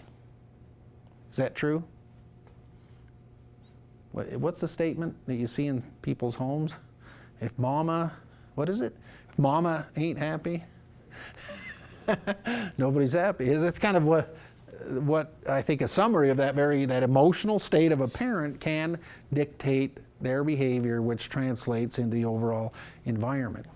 And so one of the things in terms of helping a child feel safe that I will tell you, and you may want to write this down because it's so important, and it was a statement by Dr. Perry that says the regulated amygdala has the power to regulate the dysregulated amygdala. So did you write that? Yeah. Okay, all that means the primary structure of the primitive brain, known as the amygdala, if you, as the caregiver, learn to regulate your response in response to the child's dysregulation, that has the power to help a child regulate by itself. Can I give you an example? This was many years ago. I was a caseworker for DCFS. I was doing a routine visit. My caseload consisted of 13 to 18-year-old kids in the system. So these were likely the kids that were faced with youth corrections if they didn't succeed in the foster care system. So I drove to a home. There was a boy that I needed to visit. He was on the front lawn with the foster dad. I could tell from a distance just driving to the home that it was not a very good scene. The boy was clearly, from his body language, upset. I pulled in the driveway. I wasn't going to get out to disrupt, rolled my window down, and I heard the most vile, disgusting language I've ever heard directed at somebody else. And so the man, the father, never said a thing. He stood there and he just, with his hands very relaxed to his side. And he finally looked at him and almost imperceptibly said, "Johnny, you need to stop swearing." Very, very calm, very regulated. Well, this kid was getting in his face, and you could see the spit flying out of his mouth. It was bad. The boy spun around and ran in the home, swearing the whole way. That's when I got out, went in the home. We get to process what was happening, what precipitated the event. And I don't know how long it was, but a while later, the door opens. Here comes the boy again. And now he's directed back to the father. And this time he's crying. And he looked at that man and said, "I am so sorry for the way I treated you a while ago." That parent's regulation without doing anything. He didn't have to say or do anything except stay regulated.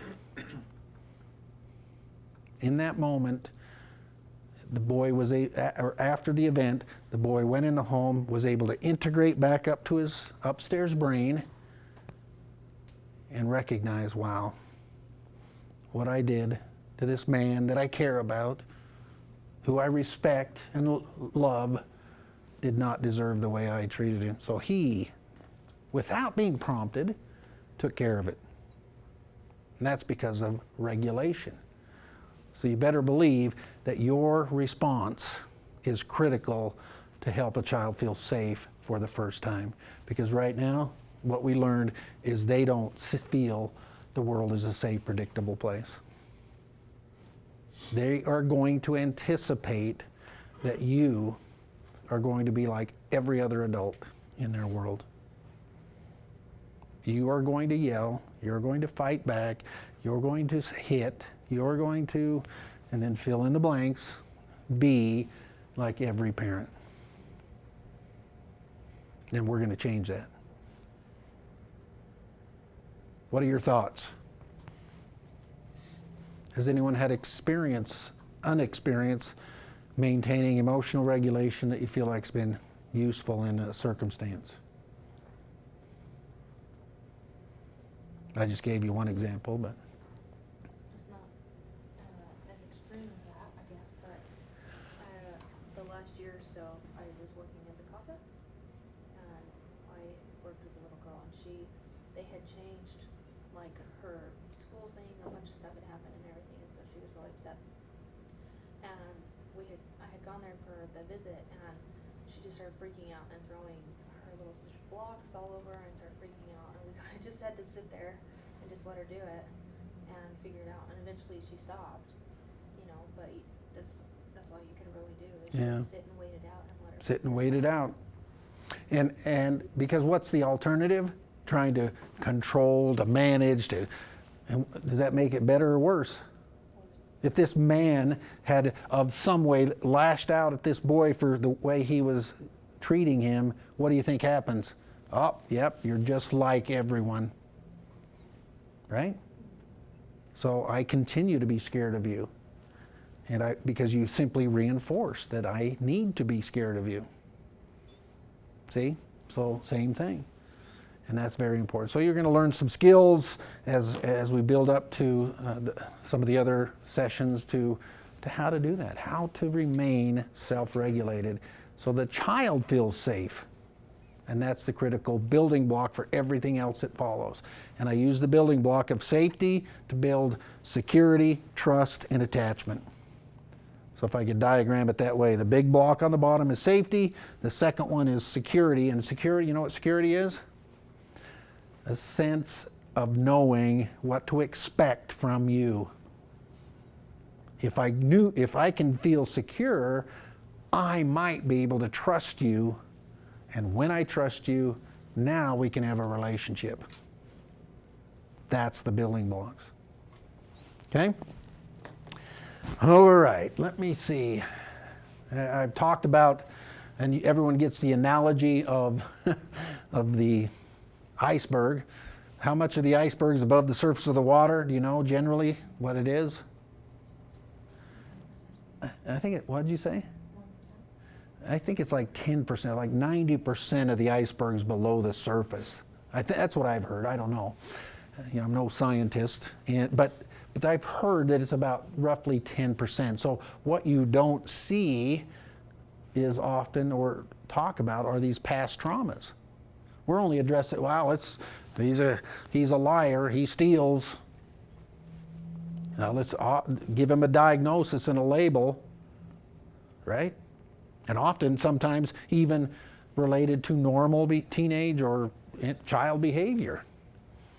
I remember playing with matches when I was a kid. Anyone do that? Maybe inadvertently light something on fire. I burned the back of a shed, right? Just from doing some stupid playing with matches. You know what? I was never labeled a fire starter. It didn't follow me in my history. But I would argue, what if that's a boy in foster care who, doing the same thing, accidentally, like many kids do, burns the back of their foster parent's shed? Oh, it's going to go in their file, and they're going to be labeled potentially a fire starter. Well, wait a second. What if it's simply a normal behavior? We don't have to pathologize it, but that's the tendency because we're focused so much, we're hypersensitive to this, we're not looking below the surface. And I think that's the work we have to do. It's ignore the behavior, but not the child. And I think Liz would have told you perhaps the first time you met that parenting a child who's been through trauma is not the same as parenting a child who's born in your home. It's what we would say is counterintuitive. All the things I think should work don't for a child who's been traumatized. And that's why we have session 6 and that'll teach you some of the behavior and emotional strategies for children who are struggling. So we'll get there. All right. So it's no longer about what's wrong with you. Let's focus on what's happened. Helping a child understand their trauma. The trauma happened to them. Why aren't we helping them understand it? And that's the key. And what you will learn, again, in subsequent sessions is my role now becomes defining and helping them understand their own story. Understand their response. Understand that those emotions are related, appropriately related to what they've been through. And our job is to help them learn new ways of managing their emotion and behaviors and so that in a safe, nurturing environment. Make sense? Yeah. Okay, so we're going to take a little breather here and move to child sexual abuse. And you've noticed that absent from my discussion has been any reference or minimal reference to child sexual abuse. And I think that we have to talk about that separately for a reason. There are some dynamics of child sexual abuse that often are not, or are different at least, than what we would typically say are related to abuse and neglect. All right? So having said that, I'm going to have you complete very quickly something known as a sex abuse knowledge survey, 10 true or false questions, and we will have you complete those. When you're done, we'll have a quick discussion about that. Ready?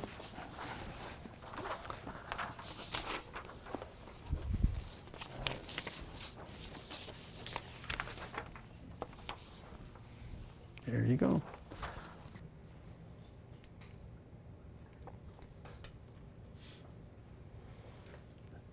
Everybody done? I could be like school. Everyone put your pencils down, right? And then I would know. All right. Before I get to the questions, I did want to go back.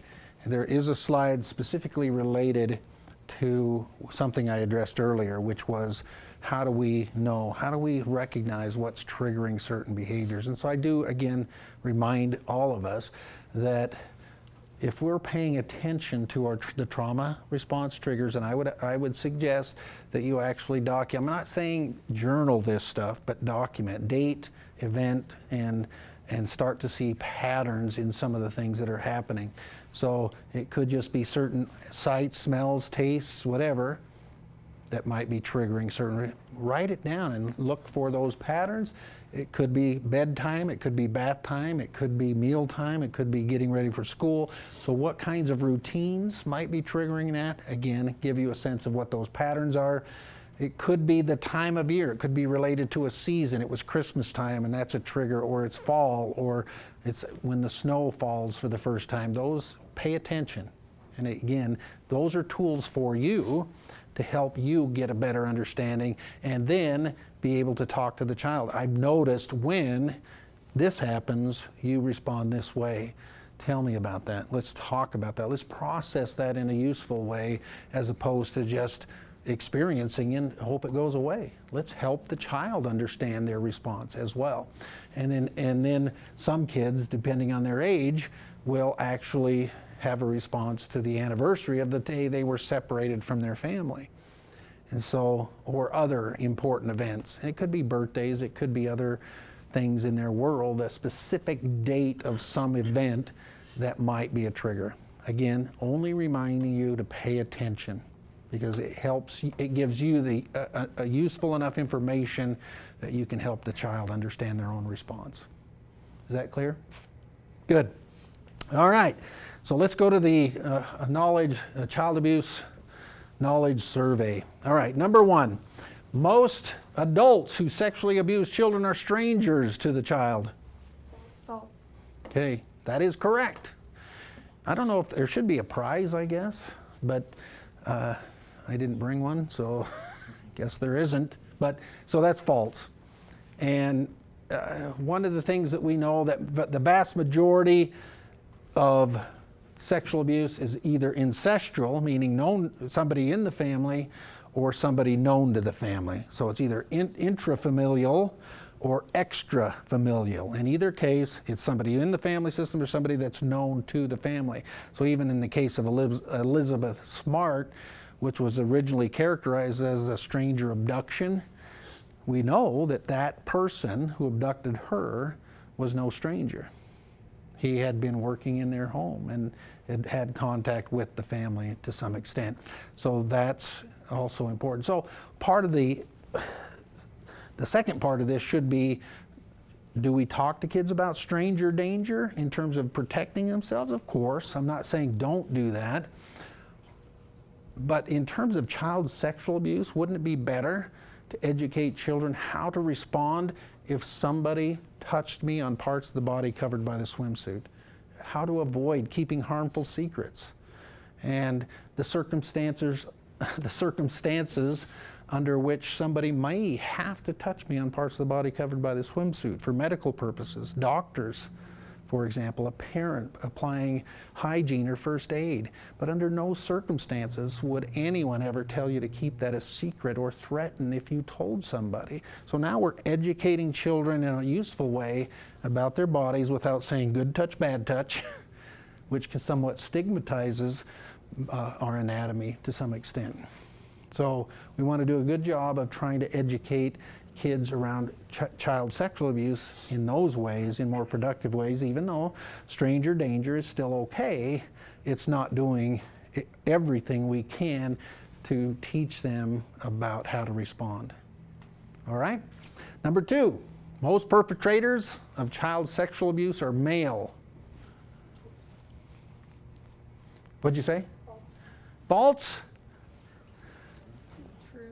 True? Borderline? The 80 to 90% of known perpetrators are male. And you heard the word known in there, which implies, which the research does bear out, that there are more female perpetrators that out there than are known. And why do you think that might happen?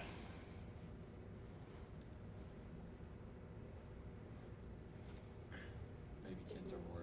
Oh, sorry. The stigma that women can't do that or anything, or can't. So women may Force another male or anything like that. right. So women are incapable. They can't force. They don't have the lethality in terms of trying to manipulate and coerce and things like that. All right, maybe. I mean, we don't necessarily know exactly, but there's certainly some evidence to suggest that the socialization of boys versus girls can make a huge difference on whether I disclose or not. So I want you to think about this. When you go to a junior high, not like we randomly just walk into a junior high, but if you can imagine being in the hallways of the local junior high, what do you hear people say? What are the words they use to describe females who are sexually active? What are the words?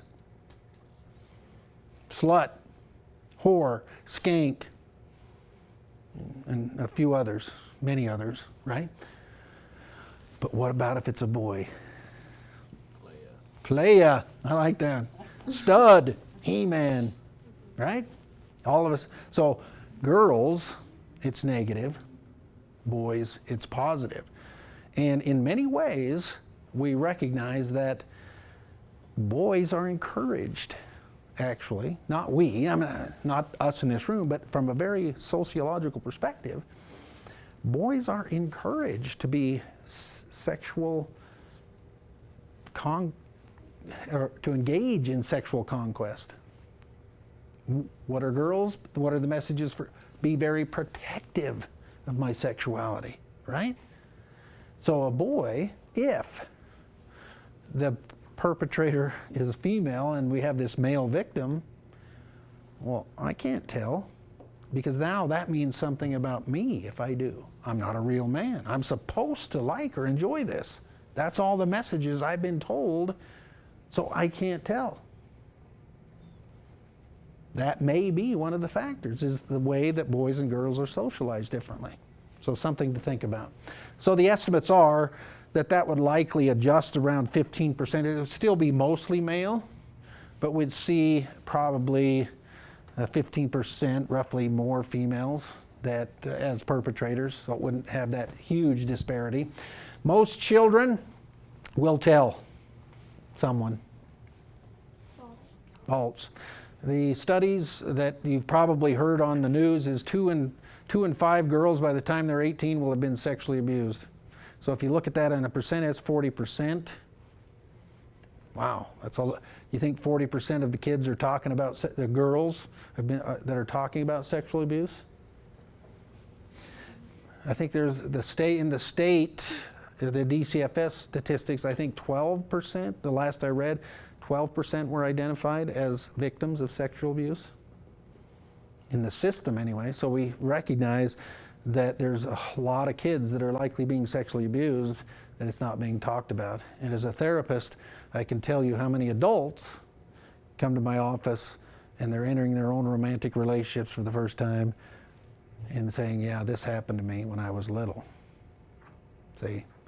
And they're trying to grapple with intimacy and other forms of sexuality because all of those events are now being triggered because they're becoming intimate with somebody else.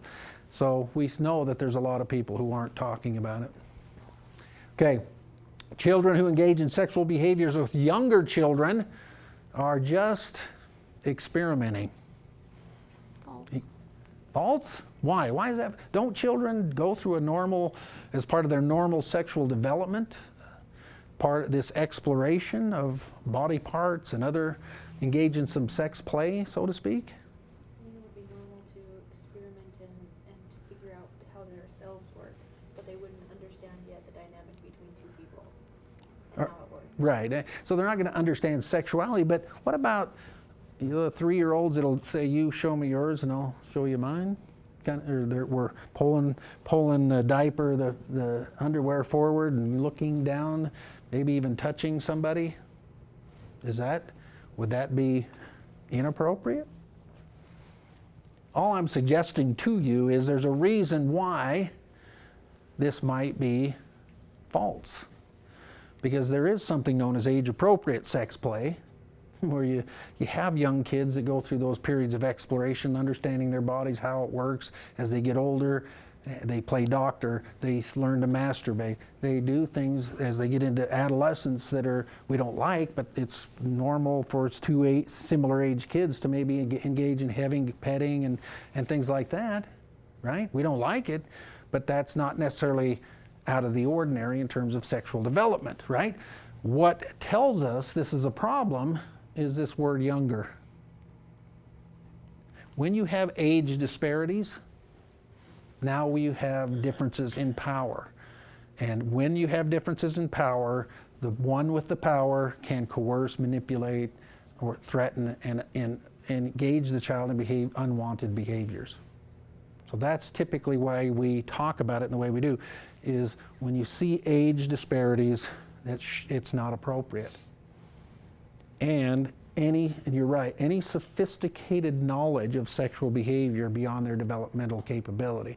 So yeah, if you see 2 3-year-olds simulating oral sex, that's a whole different issue, because that's not appropriate for their age or development. And so that's how we want to look at this. What is the age of consent in Utah? What is it? You know, so usually when I ask that question, I get from 16 to 18 typically. It's 14, and that only means, it doesn't mean what people, it's not like when somebody turns 14, it's legal for them to run around and breed like minks. It just means that any person under that age it'll always be child sexual abuse. See, so it's child sexual abuse when the child's under the age of 14. If it breaks a age window, it can also be child sexual abuse. So within 5 years, at 14, it's 5, at 16, it's 7.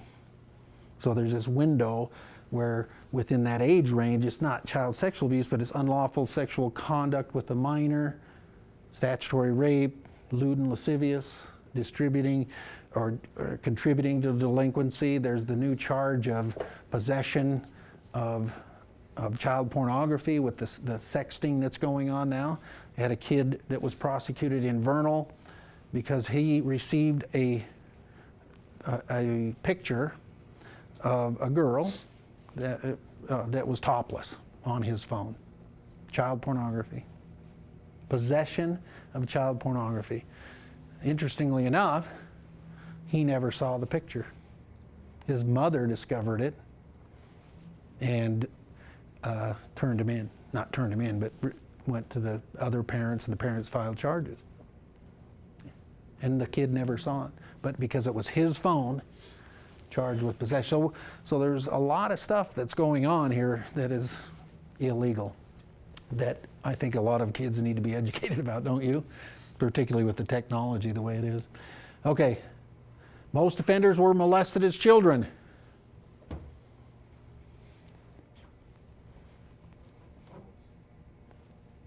True or false? On here it's written as all sex offenders were molested as children, so yeah. Normally, and I overlooked it, I changed it. What if normally I ask you to change the word to most? What if I said most sex offenders were molested as children? True. False. They say 30 to 35%.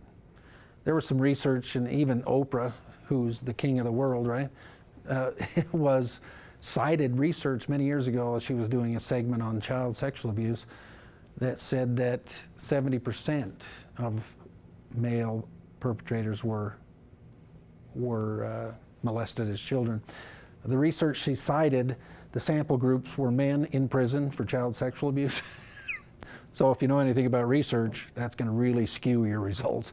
So after the blind studies were done, they found it was roughly 30 to 35%, which is good news. Your child is sexually abused. It doesn't predict that they're going to come up or grow up to be a perpetrator. And the Child Welfare League of America a few years ago published what I felt was one of the most promising statistics of all in relationship to children being victims, and that is that 1/2 or just under 1/2 of 1% of children who have been sexually abused will go on to hurt another child. Think about that. It's not predictive of them hurting another child as a child themselves.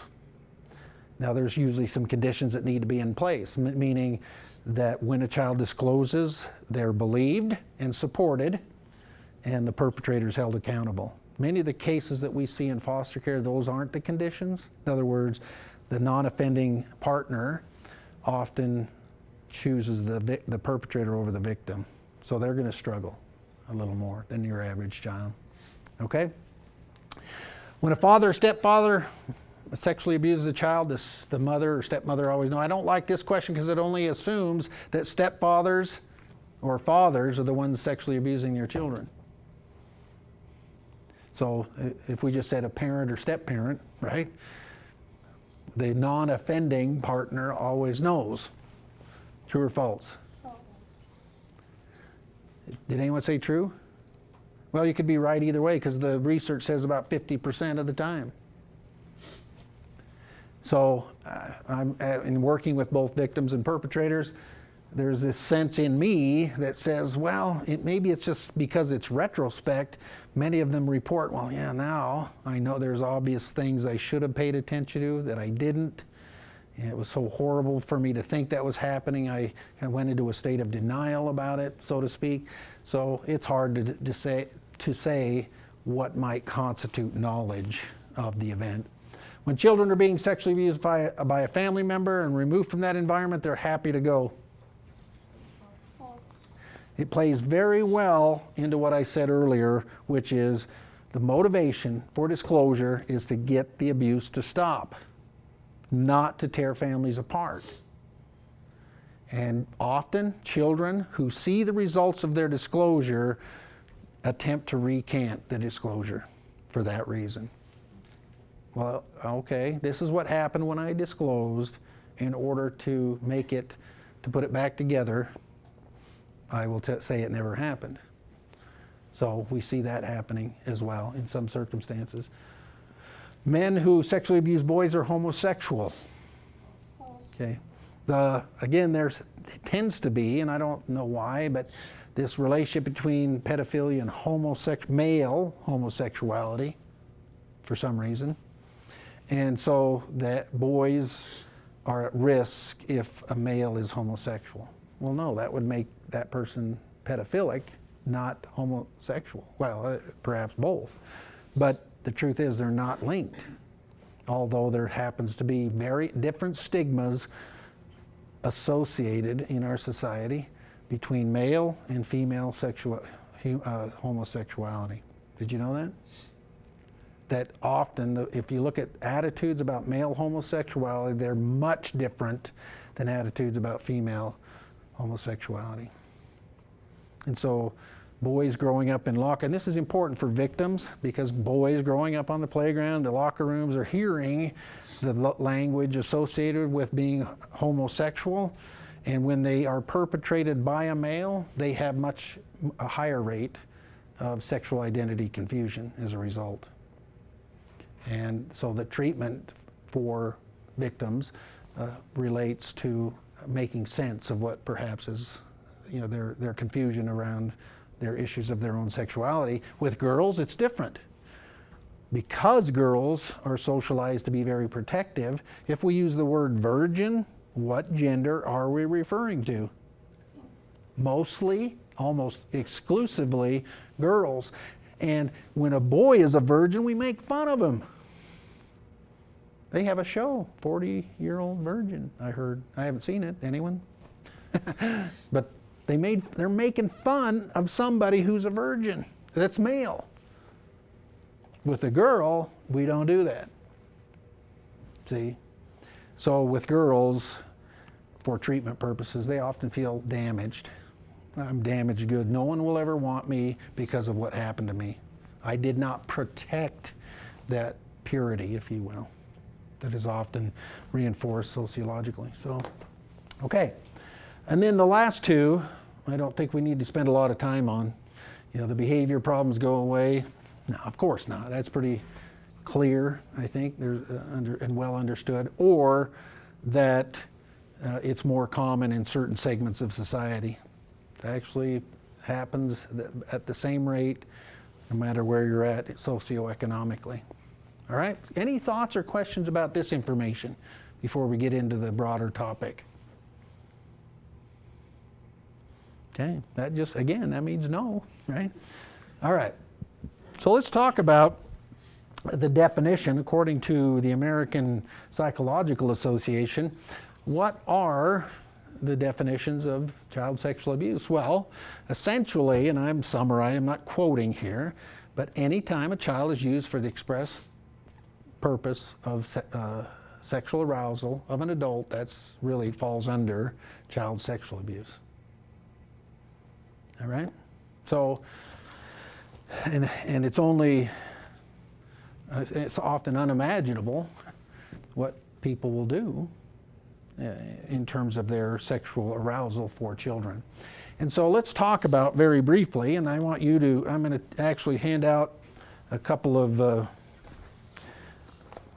sticky notes And I want you to identify what you might believe are some examples of how an adult might use a child for sexual arousal. And when you think of some, write them on your notepads.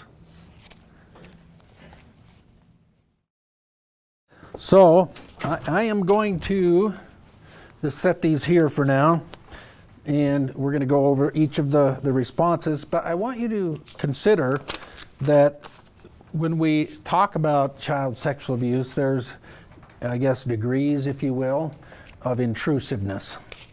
And what I try to illustrate here is we have anything from hands-off offenses, which essentially the child may not even know they're a victim.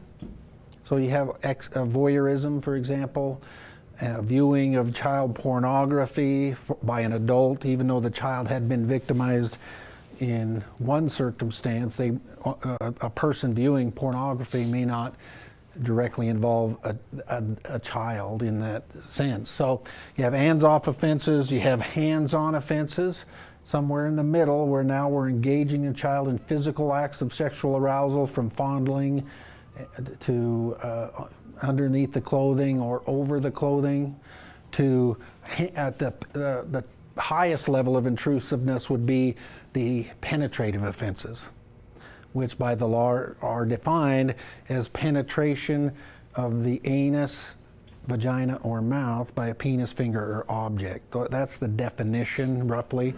And so we'll want to talk about your responses in relationship to those degrees of intrusiveness. So we say inappropriate touching. Where would we say that is? That's a hands-on offense, isn't it? So we're going to draw a line somewhere in this area right here. All right? We also have pornography. Where does child pornography fit? Because the child obviously has at some point been a victim, right? So that could relate to hands-on offenses in one circumstance, but it also could relate to something less intrusive after the fact, meaning the adult is viewing the image after the child has been victimized. All right? And then oral sex. Where does that go? Okay, what did I say? Penetration of, so that goes up to penetrative offenses. Okay. Child pornography, so we addressed that. Fellatio, again, oral sex. So we're gonna continue to see the very similar examples. Massaging and rubbing. Now, interestingly enough, that's a hands-on offense, right? But it may not appear to outsiders, that adult is just giving them a back rub or rubbing their shoulders. So it may appear relatively innocuous from the outside, right? But if we can demonstrate that that person is achieving sexual arousal from that activity, that still falls under the statute, right? And so while it is considered a hands-on offense, it might be, lesser in terms of intrusiveness, on the intrusiveness scale, if you will. All right? And I should have brought some glasses. Relationship with power imbalance. Okay, so that could be essentially related to the fact that you have in the 8th or at the junior high band club, you have a band president, the president of the band club, and one of the participants in the band club. Is that a power differential? It's implied power. Doesn't mean they have more power, but it's certainly implied because that child is in a position of authority, right? We also recognize, obviously, anytime you have teachers and religious leaders and other people who have obvious authority, that can also be used. And we could draw a line to any one of those areas if they're using that power differential to have the child engage in any of these acts that we're describing here. We also have dares. Is that what that says? Yeah. Dares. Yeah, so tell me a little bit more about that. Maybe just like making it into like a game or something. Okay. Trying to, I don't know, Well, You get into like a game. yeah, and so it could take on, in that context, they're playing a game, and so they're getting the child more and more comfortable, if you will, with various forms of say, undress, or getting comfortable with various forms of just intrusive events. So that could lead, again, to any one of these potential acts. Okay? And then we have watching or witnessing. Okay, so we're having the child engage in, say, watching pornography. So again, we would probably, or sexual behavior, right? That's hands-on, depending. But it also could mean that they're watching full penetrative offenses. So very intrusive for that child to experience those kinds of things. Let's see, oral sex we've talked about. Watching adults engage in the behavior, as you said. I'm going to get over to this side, and teaching and coaching, which goes along with just kind of that instructing a child. So we could start drawing lines, multiple lines, because any of those behaviors could fall into various forms of intrusiveness. All right? And again, filming the child, photographing the child, and all those kinds of things, depending on the act itself, could be less intrusive and more intrusive. All right, so the point of this exercise really is to demonstrate that usually an individual does not wake up one day and say, I am going to sexually abuse a child. It's a process, as you've demonstrated here, where we generally see the person engage in very non-intrusive events to get the child increasingly comfortable over time with increasingly more intrusive events. And so a case that was described to me by the Child Welfare League of America, her name was Heidi something, it was many years ago, talked about a boy, 5-year-old, it was a single mom, 5-year-old boy, the 5-year-old boy, and she was very protective, would walk him to the corner to catch the bus every morning. The boy began to say, I'm big enough, I can walk myself. And finally the mother acquiesced and allowed him to walk to the bus stop himself. Every day he walked by a home, there was a man out front who would greet him, say hi to him, hey Johnny. And one day, after a few weeks, said, hey Johnny, you want a Coke before you go to school? Oh, no thank you, I can't, my mom won't let me drink Coke. Okay, but guess what he kept doing? You sure you don't want a Coke? And one day he said, well, I won't tell your mom. Come on, have a Coke. There's the hook, got him in the house. And then over time, he victimized him in more intrusive ways. So there's an example of he went through a very sophisticated effort to get that child increasingly comfortable to the point where he could engage in that behavior. And that's typical of victimization for kids. All right, I talked about polyvictimization, which again goes to that toxic stress or complex trauma that I referred to earlier, and it's a greater predictor of the negative impact than simply, I don't want to use the word simply, but than experiencing single acts of abuse or neglect.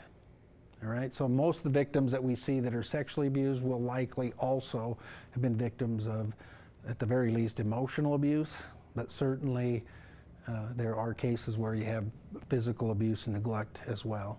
They'll isolate a child, they'll lock them in or isolate them or trap them in, if you will, in environments to keep them from other people from learning about the behavior. So there's all kinds of things that potentially go on. And so, as we start to address the outcomes, it's not surprising that we see children who don't trust adults.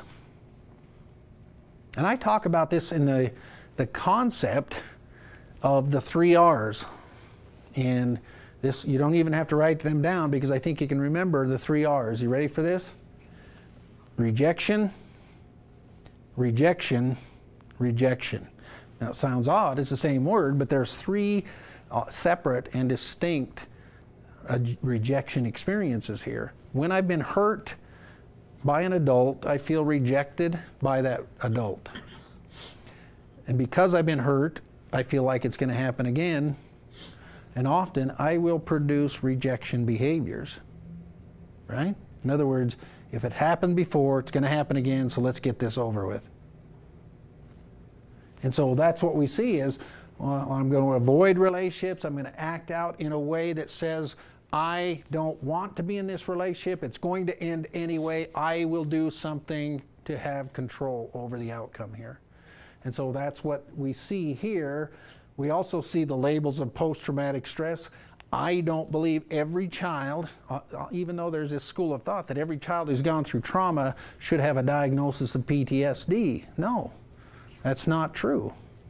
And only in the more severe cases, when we actually see the symptoms play out the way it's described in the DSM, would we do that. But they certainly have those trauma-induced outcomes where, in a sense, they're reliving their own experience through less intrusive triggers. The lack of trust, as I talked about, anger, depression. So now we have children whether that can have the diagnosis of opposition or a major depressive disorder, right? But also the sexual reactivity, meaning I am essentially reacting to what's happened to me. It's not uncommon for all children who've gone through, I wouldn't say all, for many children who've been traumatized to reenact their own abuse. Not because, again, they have intent to harm, because I need to make sense of it myself. And so when we have young children come to therapy and do play therapy, you know what they're doing? They're playing it out. Because they can't talk about it. They can't put the words and make sense of what's happened. So I'll draw it. I'll draw it on a piece of paper. I'll put toys in certain, I'll manipulate toys to reenact that event. See, that's what's happening. So you may see some of that in your home as well, as they're reenacting. So it's something to pay attention to. Now, one of the things that we have found is associated with child sexual abuse, not surprisingly, is human trafficking. So I'm not going to spend time on human trafficking in this course. It's there to give you information. This information is in your books. If you ever want to learn some of the connections between foster care and human trafficking, just some good information to be aware of. Now, what essentially started this is as some of these human trafficking rings were being identified, many, and not a significant amount, but certainly many of the kids were kids who had previously been in foster homes who had disappeared from those homes. So it's at least some incidental connection between human trafficking and kids that are been sexually abused. So anyway, just be aware. All right, so we need to figure out how we're going to make our home a safer place. And so these are some of the hands-on strategies. I approach this in a different way. I don't think this is just a good idea for parents who are becoming foster or adopted parents. I think this is a good idea for every parent. And that's the way I package it, to say, we don't do things differently because a child hasn't been abused. We should do the same thing for every child. And so these suggestions are really related to just a good common sense approach to making sure our home is safe and we're aware of what our kids are doing. That makes sense, doesn't it? All right, so the first thing is about education. Well, guess what? That's what you're doing right now. You're getting familiar, you're educating yourself about the nature of trauma, what it means for children, and how they respond to those events. So this is a huge part of it, and I think that we don't just say to ourselves, oh, well, I went to pre-service training, so I've educated myself. We continually learn. We are very active in understanding at all times the information related to kids who've gone through trauma. The more we know what to expect, and that's very important. We also need to reinforce boundaries. I think that's probably not a bad idea for a family to have some boundaries. Say, this is my personal space. This is my bedroom. This is where I hang out. So we have privacy. We don't go into people's rooms without knocking, the doors closed. We don't play with other kids in bedrooms with doors closed. Does this seem unreasonable? I think every parent should be doing this, right? I don't streak from my bedroom to the bathroom without any clothes on. Again, respecting those boundaries, not just personal boundaries, but boundaries of other people. So those are very important, and that applies to the adults, right, as well. So we have to reinforce that sense that the children have a right to their personal space and their surroundings, and that it is not to be intruded upon without permission, right? Okay, so that goes along with privacy, and really helping kids understand that they need to make sure they're dressing and undressing with doors closed. They don't, again, go from the bathroom to the bedroom without wearing a robe or pajamas or something, right? Does that make sense? If there are structural changes, holes in doors and walls that need to be fixed, fix them. Fix them is the right word. Those are, again, things that I think are very common sense for families. All right? This is the one I spend some time on. We live in a world now where if we're not paying attention to what our kids are seeing and viewing, then we're missing a lot of opportunities, right? I had many parents come to me, well, I'm going to take my kid's cell phone away forever. They're not going to do this. They're not going to have Snapchat. They're not going to. I said, well, they'll leave your home and use it anyway. So you can restrict everything that you want as soon as every one of their friends has Snapchat, has this, has that. They can get in on at any time for any reason, right? So I say rather than restrict, supervise and monitor, meaning I can place boundaries on and limits on devices. And so things like having the children plug their technology in at night on school nights at a certain time. I did this with my two youngest, and it worked beautifully. So and the only reason because I was prompted to do that is after the first phone bill, I saw that there were texts and stuff at 2 in the morning. I said, no, we're not doing this anymore, so let's problem solve as a family. What are we going to do? My suggestion was 9 o'clock on school nights, 11 o'clock on weekends, and my two daughters thought I was crazy because that was too early, right? So they said 11 o'clock on school nights and 1 o'clock on weekends. Anyway, ended up being 10 o'clock on school nights and midnight on weekends. So we were able to compromise and work it out. But the rule was, you plug those cell phones in my room at 10 o'clock. It's not my job to remind you. If you don't, you lose the cell phone for 24 hours. And that's important for a child. You know what a cell phone is to a child? This is my definition. It is an internal organ that they carry in the palm of their hands. When you remove it, they die. That's a cell phone, right? And so both of my daughters were very good at coming in and plugging them in 1 or 2 or 3 minutes ahead of 10 o'clock every night. And then one day, my youngest, and I'll tell you, she's my future, at the time, student body president at the high school. Very responsible, very intelligent, smart, and a good kid. She comes down at 10:03 and said, good night, we'll see you in the morning. I said, great, I'll see you in the morning. I'll need your cell phone for 24 hours. What? And I didn't say anything. I just looked at her. I just made the statement. I don't need to justify it or explain it. She understands the expectation, the boundary, right? She looked at me for a response. I didn't say anything. So she had to come back, well, it's only 10:03. Still didn't say anything. Please, can I have my cell phone? I promise. I won't. I'm sorry, I need your cell phone. See, I stayed there, and guess what? That day, this is interesting, it's only a few times this has happened in my lifetime. That day, as she stomped up the stairs, very upset because she lost her cell phone for 24 hours, I was the worst dad in the world. That's what she said. You are the worst, no other dad. You get that stuff, right? I just know what that is. I don't punish a child for having that reaction, right? But the point being is it's okay to set those kinds of boundaries and restrictions, knowing at any given time what they might be looking at or what they're doing. It's okay to password protect everything in your home.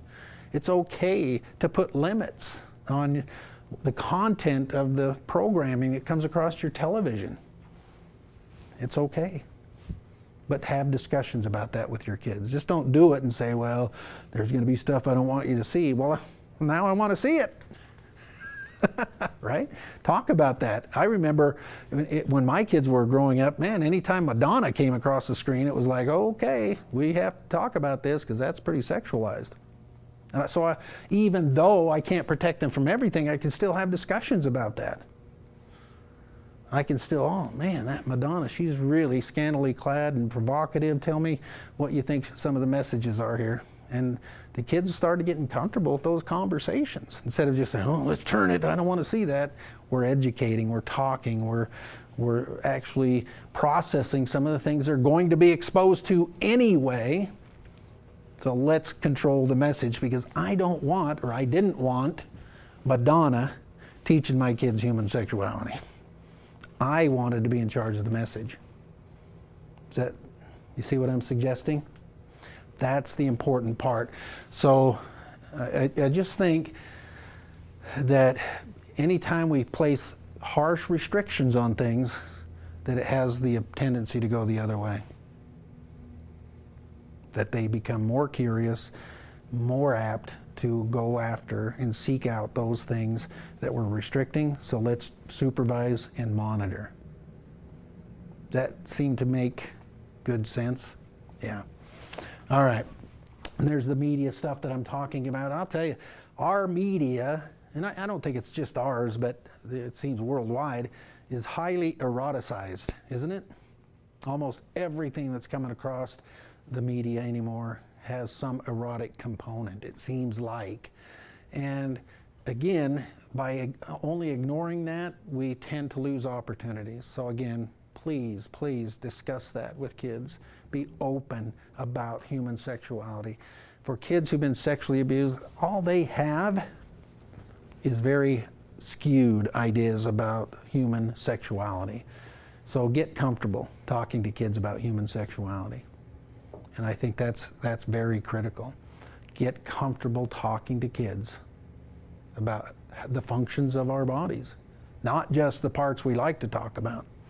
I know people at my church will sing head, shoulders, and knees and toes with their kids in their little classes. Okay, we're comfortable with that, but why can't we talk about other stuff? Let's get it as comfortable. Let's help kids understand that our bodies are complete packages, and it's okay to talk about our whole body. And here's how I know it's effective when we do it that way. One of the ways I know. I mean, there's research that bears out some of this, but about my oldest daughter was probably 11 or 12, walking home from school. She came into the house and, Dad, man, this man down the street, every day I walk home, he's out on this front lawn, he gives me the creeps. Okay. Well, just walk on the other side of the road. And then when you get in front of our house, look both ways and cross to our house. Okay. So she started doing that. And it probably was 3 or 4 months later, he was arrested for child porn. She knew. She could sense it somehow because of the way we were able to talk about and educate them on safety and be comfortable talking about human sexuality. I think they become very self-protective because they're aware. And so I felt like that was a good example of how this might help actually protect children from those events. So Before I leave that, I just have to say that, and I used to do this as there's an advanced course for parents known as Caring for the Sexually Active Child, where it's for families who are exclusively working with children who've been sexually abused. We go through some advanced strategies and techniques. A lot of the things I'm describing here, I talk about there, but I go through an activity in that course where I put 6 of the big pieces of paper around the room and I write words on them: breasts, buttocks,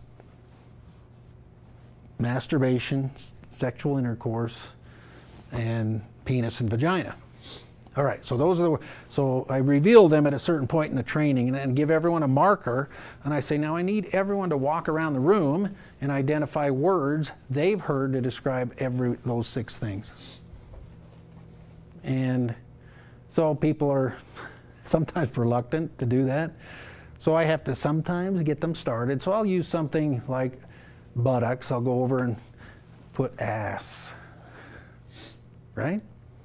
And then I got one. And usually about 15 minutes later, it's hard to get them to sit down. You know what I mean? They're getting overboard. But the point of the exercise is saying, when you're working with children who may have gone through sexual abuse, you think they're going to use breast and buttocks, penis, vagina? What are they going to use? All of the words you've ever heard, and many of you probably haven't, to describe those things. I'm not asking you to use them. I'm asking you to get comfortable hearing them. Because if you react with shock and disgust, what does that mean to the child? Should be ashamed. Yeah, shame, and I'm bad. Something. If the information about me is bad, maybe that makes me bad. See? So pay attention to those kind of things. Get comfortable.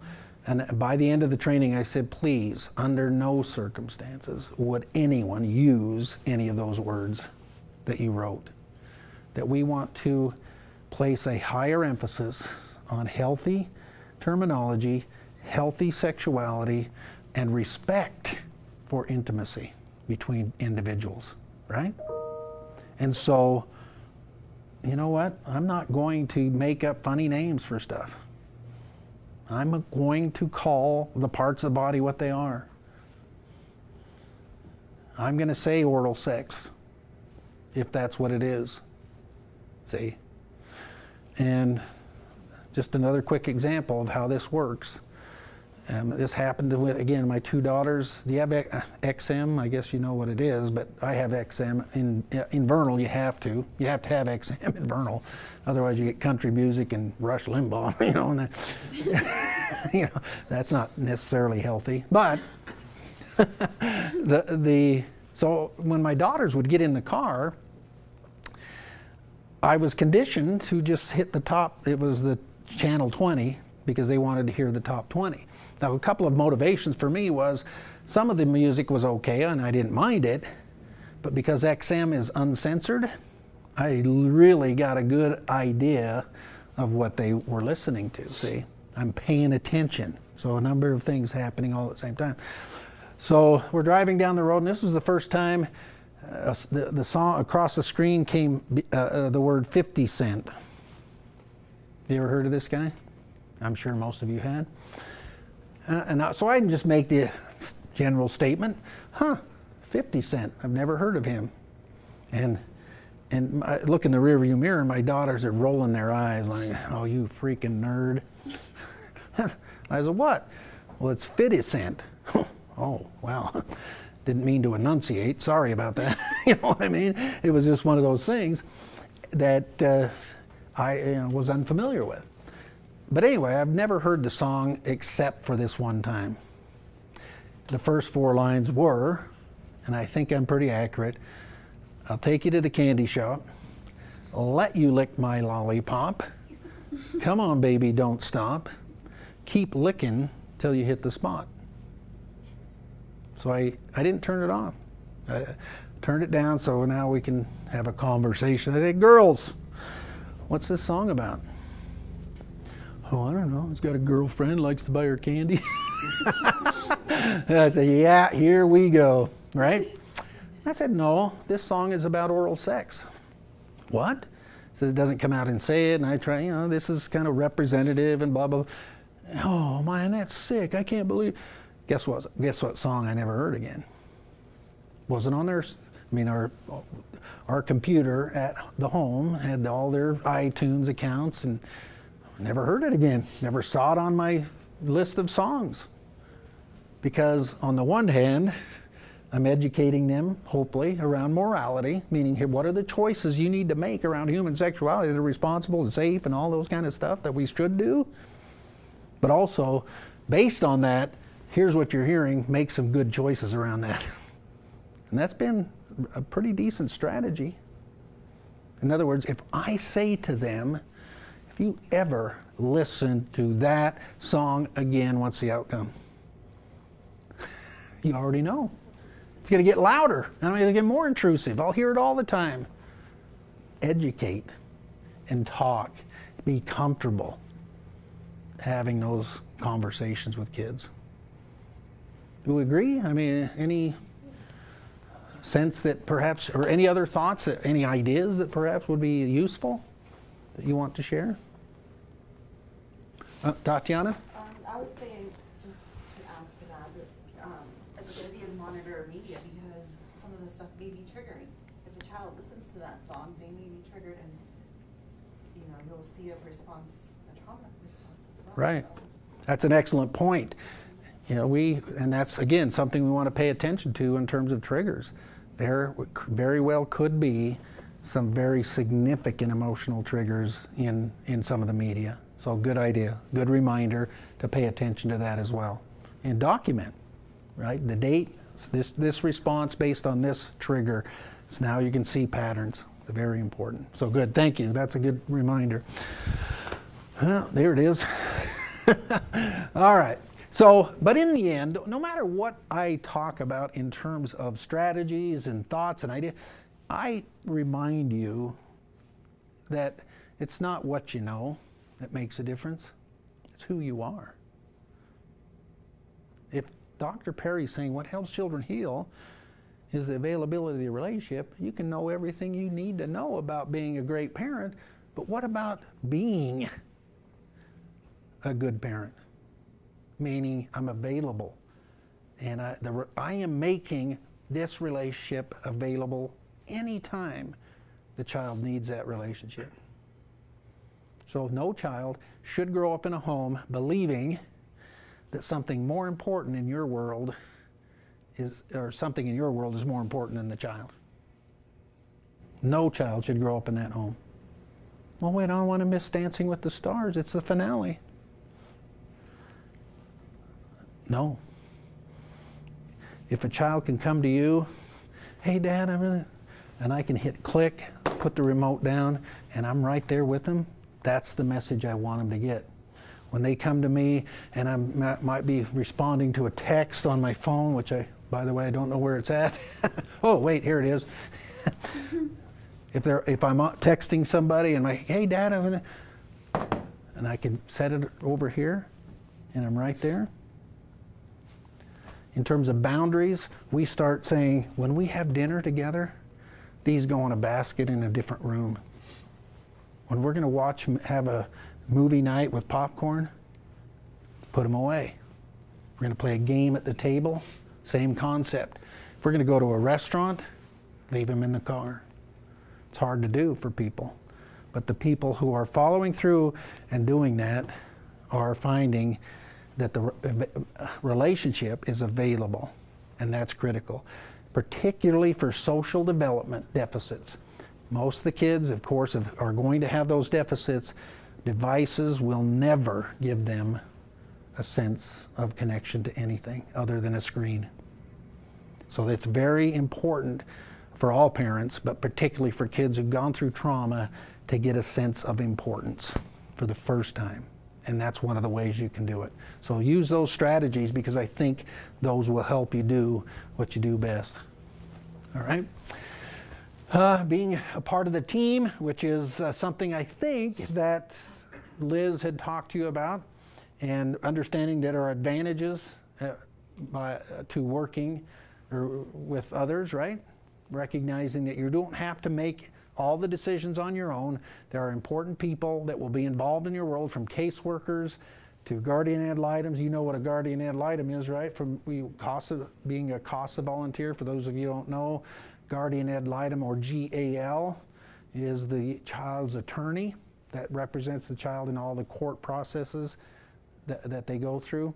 CASA, court-appointed special advocates, are volunteers with that office to help gather information that can be represented in court, roughly. I mean, that's one of the many things they'll do.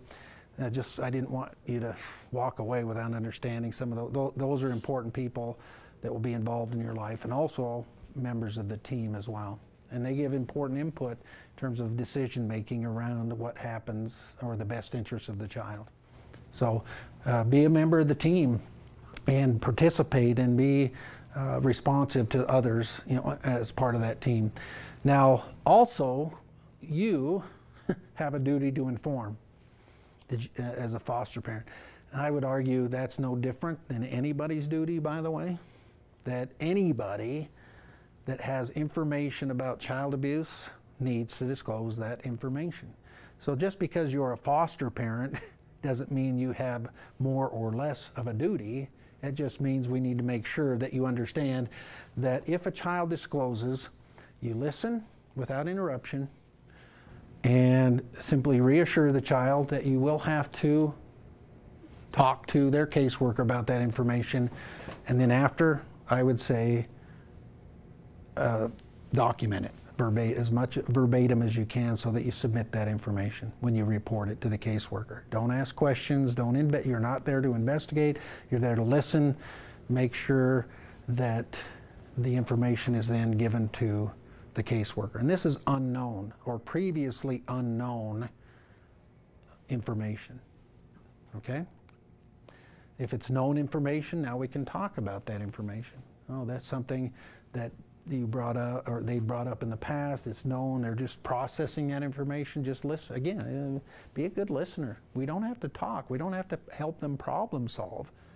We just listen and use empathy. It must have been hard for you. I can't imagine what that was like. Simple, right? Okay.